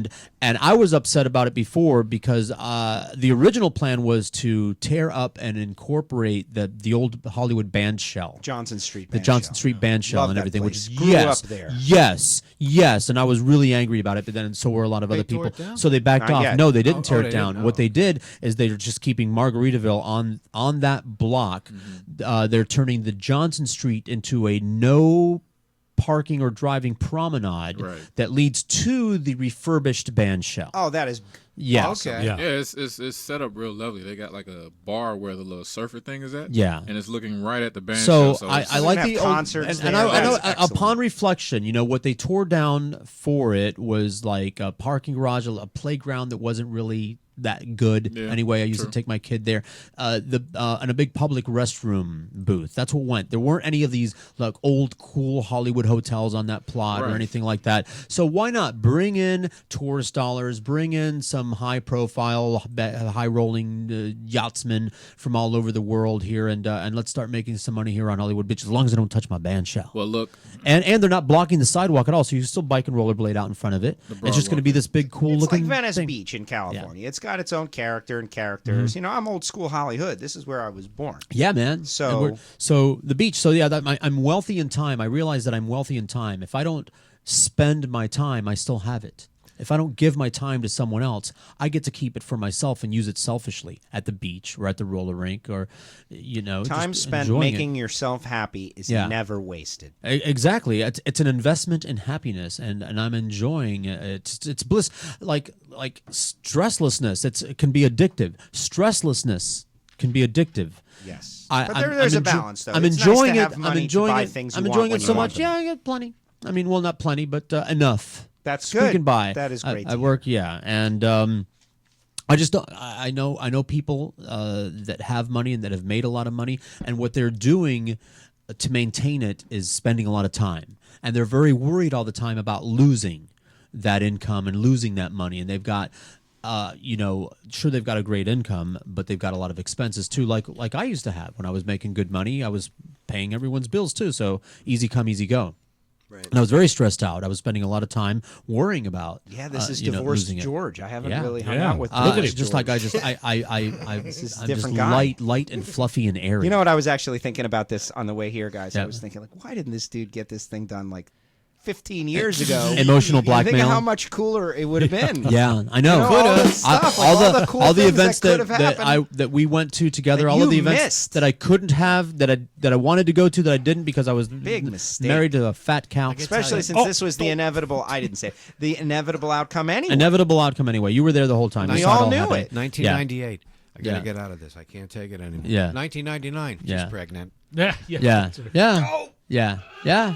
Yeah, man. Yeah. That's exactly how it went too. That is. So, it was on the brink. I remember saying, like, this guy, he's gonna do it. He's on the 1998. verge.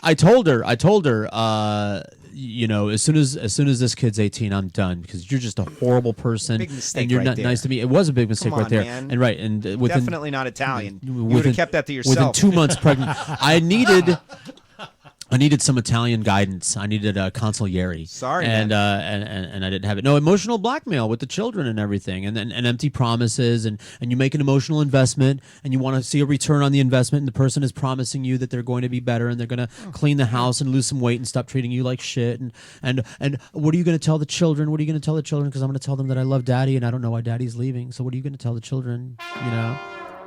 But would you get married again? You're a No, I'm crazy. just asking. No, Yeah, like, why for, even for ask money. that? For money. An old lady with a lot you of keep money. making yeah. the same mistake over and over. You know, again. I'll sell out. I'm just saying. Listen, Yeah, I'm just saying. I'm a whore, but I'm putting a high price on myself. Like An when we do that old Republican woman wants to come to George Yeah, and marry sure. him so that he can get in on her millions for yeah, some reason. sure, Yeah, whatever. I mean, all right. there's other better looking gigolos out there already, but I'm just saying. So ridiculous circumstances, like no, it's a horrible idea, and I'm not going to. But speaking of good ideas, because we've had fun, rapping on the show today. The whole marriage equality thing, doesn't that make you feel all good and happy? It makes me feel good and happy. Yeah, and then the people that are upset about it, it makes me feel better that they're upset. A little bit That's better. funny. Yeah. I wish that they didn't. I don't see. I'm Me as I too. get older, I don't want conflict and anger. I really would like people to be cool. I really wish they didn't feel the way that they feel. I also- calm down. It's not I a also big do. deal. It's really nothing. I also do, and as a former Christian, I wish I know they won't listen, but I wish they would because I have good advice for them, but they won't listen. And here's why they won't listen. Because I would tell them, you don't really care what the Bible says. You don't really care because you make a big deal out of the parts that agree with your feelings, and then you ignore the parts that don't, like don't eat bacon. You just ignore. Exactly. You If just they're going to do ignore something it. because of their religion, then we have to find out everything that they're not doing because of their Ignore it religion. completely. Women. What are you doing? Women. There are fundamentalist Christian schools that employ female teachers. When the Bible states very clearly that women are not allowed to be an authority over a man or to teach a man, quite specifically right there, or to open their noise hole in church. They're not allowed to do that, but they do that. I hear women in church all the time talking and saying shit out loud. They're not supposed to talk at all.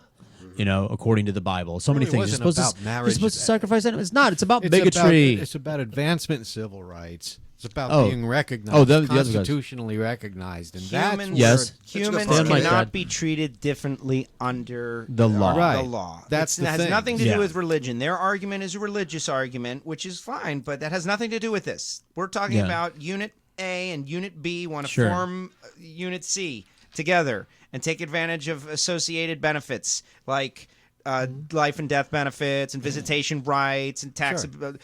You can't bring your religion into that, whether or not you want to give them a license. That's ridiculous. And that's why, by the way, I felt like it was a slam dunk the whole time. It's got to go through the process. It went through the process. The process is over. That's it. That's it. Just like the Civil War. You lost. That's it. Be cool about That's it. it. Be gracious. But they're be not going gracious to be. losers. And that's No, what they're not. worries me is that we're going to have a period, probably 15 to 20 That's called years Civil War number 2 of these things percolating up. Right. And we don't want that. Let me tell you, Civil I War know, number 2, you I don't know. want. They are better armed. These people Nevertheless, have been preparing for this for the last 50 years. Nevertheless, they'll we don't lose want again. it. Nevertheless, they'll lose again. They lost the first time, they'll lose the second time because they're way more of us. They are the lunatic fringe. They are the minority. The majority of America, we all have gay friends. We're all cool with each other. the rest of us are all cool with each other. They it's are just in a minority, you're right. And Facebook and Twitter, which is where you see all the real outrage. So Yeah. think about the outrage. Has anyone here seen any real humans outraged about this, like in person, like someone, like with a sign? No, it's all on Facebook. It's all on Twitter. It's all on the news. Someone it's seeking only it out, anonymous. showing it to you. No, nobody wants to be, as we talked about earlier in the show, nobody wants to be ostracized or called a hater. So I know some people that don't mind. They don't care. Some- They're waving some the don't flag. mind. They don't give a shit. Yeah, they're the fringe that you're talking about, Yeah. and they're the ones that create the lynch mob mentality that I feel like with a lot of the topics that go on, it's like, oh, he said something about gays or something about blacks or whatever the case may be. We create this lynch mob mentality, Dukes of Hazzard, where we just cut everything out. Which I just want to say, as much as it is, I still support the Dukes. They were a couple of good old boys. They never meant any harm. We love those Dukes. I love the writing. It was so deep. Yes. That's right. When you think about how many Chargers they wrecked in that show, that might change your mind. Yeah. There were like 500 cars they went through in that They show. helped lots of black people on that show. They Sure were did. helping the black people out They all the actually time. That's softened the image of the Confederate flag. They should be thanking the Confederate, or the what Confederate John flag should Snyder thank the said. Duke boys. You're right. That's a Southern cracker racist propaganda. It really was. Dukes of Hazzard. And then they put these nice guys there, and it Just softened the image. like Hogan's Heroes softened the image of the Nazis. Yeah. You didn't think you could have lovable Nazis, but who didn't love When you Sergeant go through Schultz? the cast members of that show, you see how many of those guys were survivors of the camp. It's really Like Werner. amazing. Wasn't Was that Werner right? Klemperer? Werner wasn't. No, Werner wasn't. Werner was We way have over 15 here. minutes left, guys. Anything that we haven't covered? Well, grab it. I have learned so far this afternoon that we're all batshit crazy, and the best we can hope for is partying tomorrow. Oh, Yeah. Yeah. Suds. That's like religion, right? Oh. there. Sure. You should. That is because it might not happen. Tomorrow may not come. My That's not Eucharist is true. on fire. Let's do because tomorrow, it's the 4th of July, so I would like to not physically like a location, but a mentality. America, hey, all you Confederate flag waving people. Here's a chance. It's the 4th of July. Here's your chance. Some of us had to do a 180. I used to be a conservative Christian. I used to be, a Republican and a born-again Christian, a fundamentalist Christian, and I very fanatically. I was very deeply steeped in that. And I had to come to terms with my feelings and admit to myself that I was wrong, and it wasn't easy. It wasn't easy. My ego was in the way. And years of upbringing, because not only the Cuban right-wing politics programming, but then I was reared in the South. Not only I thought cotton was a verb till I was 14, but I didn't know that you were supposed to say black person until I was 13. So that was the raising. I was one of them, and I had to come to terms with it, and it happened all organically, all by itself. I just looked at the world and realized that the world wasn't the way that it was presented to me, and you have to be. It's not easy to admit that you're wrong, to admit to yourself that you've been wrong, even if about something that you've been very wrong about. I mean, and very, very convinced of for many years. I mean, I was absolutely positive about the things that I believed, absolutely positive. So to admit to myself that I've been wrong for years was very difficult, and it was an ego blow, and it was very humbling and sobering. But I did it, and you can do it. Like fat people losing weight, you can do it. You can do it. The 4th of July. That's what. So this is a call tomorrow. The 4th of July. It's Independence Day, American independence, not the Confederate States of America, but the United States of America, not the divided states of America, which is what the South wanted to do, is divide America, and be Southern gentlemen. Fought the war, fought nobly, lost. Do what Robert E. Lee said to do, and fold it up and put it away. Fold it up and put it away. let's all get in a circle. A multi-ethnic, multi-gendered, multi-lifestyle circle, and hold hands and sing Kumbaya tomorrow. And on that on the 4th of July. Just lost them on the. We could sing "Why Can't We Be Friends" by War. How's that? And if you're a Southern person, the rest of us have been hugging trannies and black people for years now, way before it was fashionable. I think it's your turn. It showed Boca the interview Samantha Bee with the governor of Montana. We got to isolate that clip. Just funniest interview with a politician ever. He was very tight. I'll play it for you after the show, unless Jack can cue it up. During the show, because I don't know, it's in there somewhere. I think I've seen it. But it's very funny. You have seen it. It's very funny. But it was, if you watch The Daily Show, it was part of the montage of her interviews and other moments that they showed on the show. I saw that. What's going on now in the world of auto racing, Joe Well, Castello? you know, it is 4th of July, and I want to just piggyback everything you said. Like, Yes. there's more good going on than there is bad. We Yes, we there tend is. to focus on the negative, but We really, got the healthcare world and- is an amazing place, really. Like, the devices and the things we can do and the possibilities and the fact you can do your whole job basically from your phone unit while sitting at the beach, that is great. I'm doing well. I've been traveling with the Drag Racing Series as one of their play-by-play voices and going to all kinds of cool places, meeting cool people, getting cool opportunities. It's all car-based, so if you like it, then it's great. If you're not into cars, maybe it would be less great. Very successful people.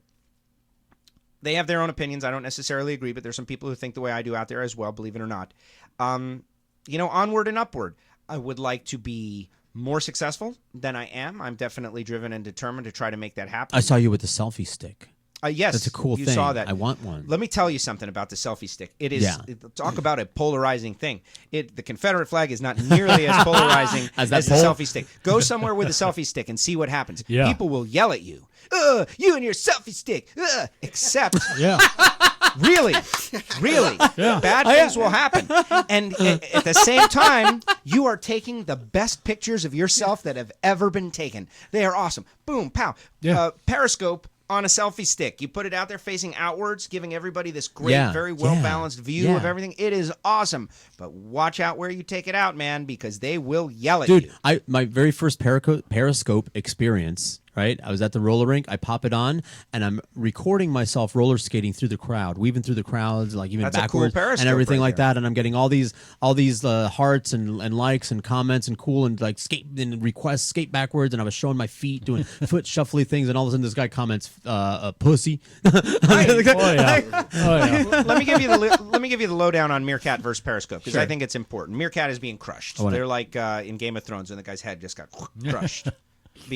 But they are better, I think. Better video quality. Okay. They've got guys like a group of Hollywood guys like Ashton Kutcher. They invested in it. Periscope was bought by Twitter. So Twitter owns Periscope. Meerkat is kind of its own thing. And I feel like Meerkat is more artists and musicians and people like us who are trying to do something. And Periscope is the masses. Yeah. So if you want to just get to the masses of just masses people out there, Periscope is your deal. Periscope, when you post a comment, it disappears. Meerkat, when you post a comment, it stays, and you can scroll back and see all of the comments. Periscope, you can't see who's on there. Meerkat, All right. you can see every little person's got their little dot avatar on there. You can see, oh, look, George is on. John is on. Hey, look at all these people that are on. How do you spell that, Joe? Meerkat. Okay. K. Yeah. As in WKAT. I started out on Meerkat, was having great Okay. success, and started to get pulled to the Periscope side. Everybody's on there. I just got to be where everybody is. Yeah. And so I switched to that. And just never worked for me because just the masses, the people that are buying what I'm selling, a show, a personality, I'm doing something interesting, they're on Meerkat. Okay. So All right. that's my opinion. Maybe there's fewer people, but I like it. I'm sold. Hang on, What we got are they? I mean, what are these It's an live app, Alan. streaming Stop from your interrupting my phone? radio show. Hello, Soflo Radio. We got a caller over here. Hello, Wow. Soflo. You're on the show with us. Hello, caller. George? Hello. Is this Kent? Yes, it is. We call these ringers in show business when you actually know that somebody's going to be calling you in that you know. Are you going to yell at me for my comments about the Southern Man? Is this Kent? Well, everyone has an opinion. Not a Kent that you know. No, because I used to smoke his cigarettes. Oh, yeah. Oh, We got fans of your cigarettes here at the studio, Kent. I prefer the To the Clark tranny. side. It's a Kent. Welcome to the radio show. This is my co-father-in-law. Well, thank you. How are you, sir? I'm fine. I just got a communication that I should pop in and provide resources if necessary, but I'm a little lacking in what the argument it is. Oh, well, we're not arguing right now. I thought you were calling to wish us happy anniversary on 6 years. Oh, I was wishing you the happy 4th of July. And thank you. Happy 4th of July. Is that going on again? I'll be celebrating. I'll be celebrating my 4th of July by hanging out with a lot of tattooed, face pierced lesbians, and we're going to be drinking beer together and swimming together. I'm going to be swimming with women with tattoos and pierced faces, but they don't like me. I mean, well, you know, not that way. They like me. There's a term. I think there's a term for that. It's called compression. compression, which is the ability to love many people at one time. Not just be attached to one person. Oh, is that? Well, I'm going to write that down and add that to my lexicon. Well, I think there's a lot of stuff out there on it right now. I know. It's basically involving people who are already in an attached relationship, but both partners recognize that there's more loves in your life than just one person. And if you meet someone, this term allows you as a thought process to have extramarital situations. Oh, I didn't know that was even an option. I wish I'd have thought of that. Send us a copy of that.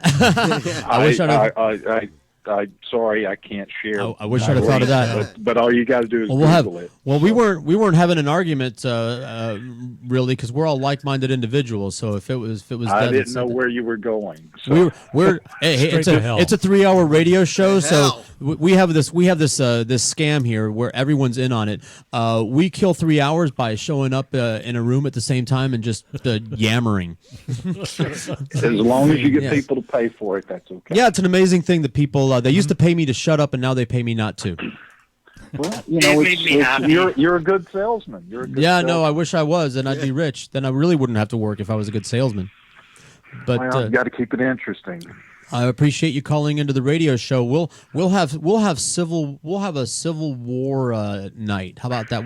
We'll have a recreation, our own Civil War recreation. We can't let the people that are out there stirring up trouble. The vast majority of people aren't what you think they are. You're just, you got to be careful that you don't believe everything you read in the press. Oh no, we've been saying periodically that we're talking about a minority, but when you're doing a radio show, you gotta generalize and shit like that. Right. It would be a very boring. We're used. The Southerners are real American Southerners, not the extremists. But we've been kind of used to, for the last 100 years, things being the way they are, and the reality is that we accepted the situation long ago. Yes, sir. The South is where a great many people go. The military relies on the South. A great many resources are cited out of the South. So it's just one of those things in any country where you have regional preferences. And we live here. We live in the South. Well, most of us. South Florida is a whole different story. It sure is, but most of us are getting along just fine. South Florida is a good example. I mean, not that we don't have our friction down here, but we got good old boy crackers, we got spics, we got spooks, we got Jews, we got trannies, all in this room. You got everything in the world here. Everything, and we're partying. This keeps it interesting. Yes, it does, and we're all going to be partying on the 4th of July. Listen, Kent, I'm out of time. Thank you for calling the show. Nice talking to you, George. My pleasure. Take care. Say hi to Deb. Bye-bye. And that's it. Real quick before we go. Yeah. My birthday's coming up, and it is on a Saturday. Happy birthday. Oh, birthday. Thank you. And I wanted to ask Suds if he'd be so kind to grant me my biggest birthday wish. This being a Saturday birthday. Yeah. Arrange it any way you like, but I would like, and I'll bring the bologna and beer. I would like to watch Svengoolie with you. Oh. and while we're asking Suds for a request, say yes for the birthday. Sure, man. Yay! And by the way, if you ever do decide to choose a bar, because you said that you had a little bit of a falling out with the other, or you're choosing a new bar hangout lately, or have you been bar shopping lately? That you weren't going to your usual place lately. You told me off the air. I'm not going to say why on the air. I know you got the Alzheimer's. I can't remember. Anyway, come to Boston Johnny's and I'll go there with you. Let's go visit Jill down there. That's a good idea. One of these days. Jill. Yeah. Thank you. What about the octopus? The octopus, yeah. Well, the octopus is a place to visit when you're tripping acid, but you don't want to hang out there. Oh, I don't know. Boston Johnny's is your all-inclusive moment thing. You don't have to kill. Your clocks are wrong. All the clocks are wrong. Don't listen to Jack. You were doing the right thing. That's funny. It doesn't matter. Playing the out music is fine. We're just going to keep talking over it. However, but since you stopped the out music, and I'm glad you did, play that clip, Jack, and give it some nice volume. If you guys can lean in and look at it. Have you had your picture taken with a black person yet? Well, I don't think so, but I wouldn't mind doing it. That's something you'd be willing to try? Why, certainly. There's plenty of them. I know. This is Governor of Any Montana. of them in Montana? We don't, we don't have any. In fact, I guess our kids were pretty old before they saw one. We don't, we don't have any. And so I guess the kids that's true. Governor of Montana being quick there, making Montana proud. People aren't bad. People are generally good. But you see these posts, and you see the posts and the tweets, and it's not just sickening. I mean, on an offensive level, but it's very disheartening. Like, really? But everyone's got to have a place for their anger and rage to go. And for so many people, it's social media. That's where it goes. I know, but don't take it. Don't take it out on the black man. It's happening less often these days. Okay, now we can start playing that out music. Thank you very much. Happy anniversary, George. Thank you. This has got to continue because this is a big deal. Thank you, Joe, for visiting. Don't be a stranger. Please do visit more often. And again, when you have a big profile guest or something, you want to interview them, just bring them on over here. Pretend you got a studio over here in the classy downtown Hollywood area. Suds Coleman, thank you very much. We're squeezing the blast of Suds juice out of Suds Coleman over here. He never ages. What do you mean? He always looks the same. He never had for kids. president. No kids. He never had kids. No stress. So think about that, Joe. Next time you feel about breeding. I'm following in his footsteps. That's the Suds Coleman no kids Boca formula. Brit. Ask your doctor. The incomparable Boca Brit. Thank you so much for joining us on the anniversary show as usual. A big part of the thing. My pleasure. Black Jack on the controls. You watched the video. There was a slideshow during the show while you were talking. You didn't see. There were actually pictures of us through the years being shown on the video as we were talking. I did not approve those. Courtesy of Jack. That doesn't matter. I didn't approve of your hair. Nevertheless, here it is. And speaking of hair, the best hair in the business, Alan Michaels. Look at those wavy locks. Look at that over there. Thank you. Happy anniversary. Happy birthday, America. Hard to believe that someone with hair like that could be as creepy as he is. Happy 4th of July. Happy anniversary, us. Don't forget, this is the spot with Jack Frost right here. Of God tomorrow at 10 o'clock. Christian show, because we got everybody here on SofloRadio.com. Bye, everybody. Hey, baby, I drank a lot of booze. I got flattered and scrambled my brain. I'm out of control, baby. It's my success I abuse.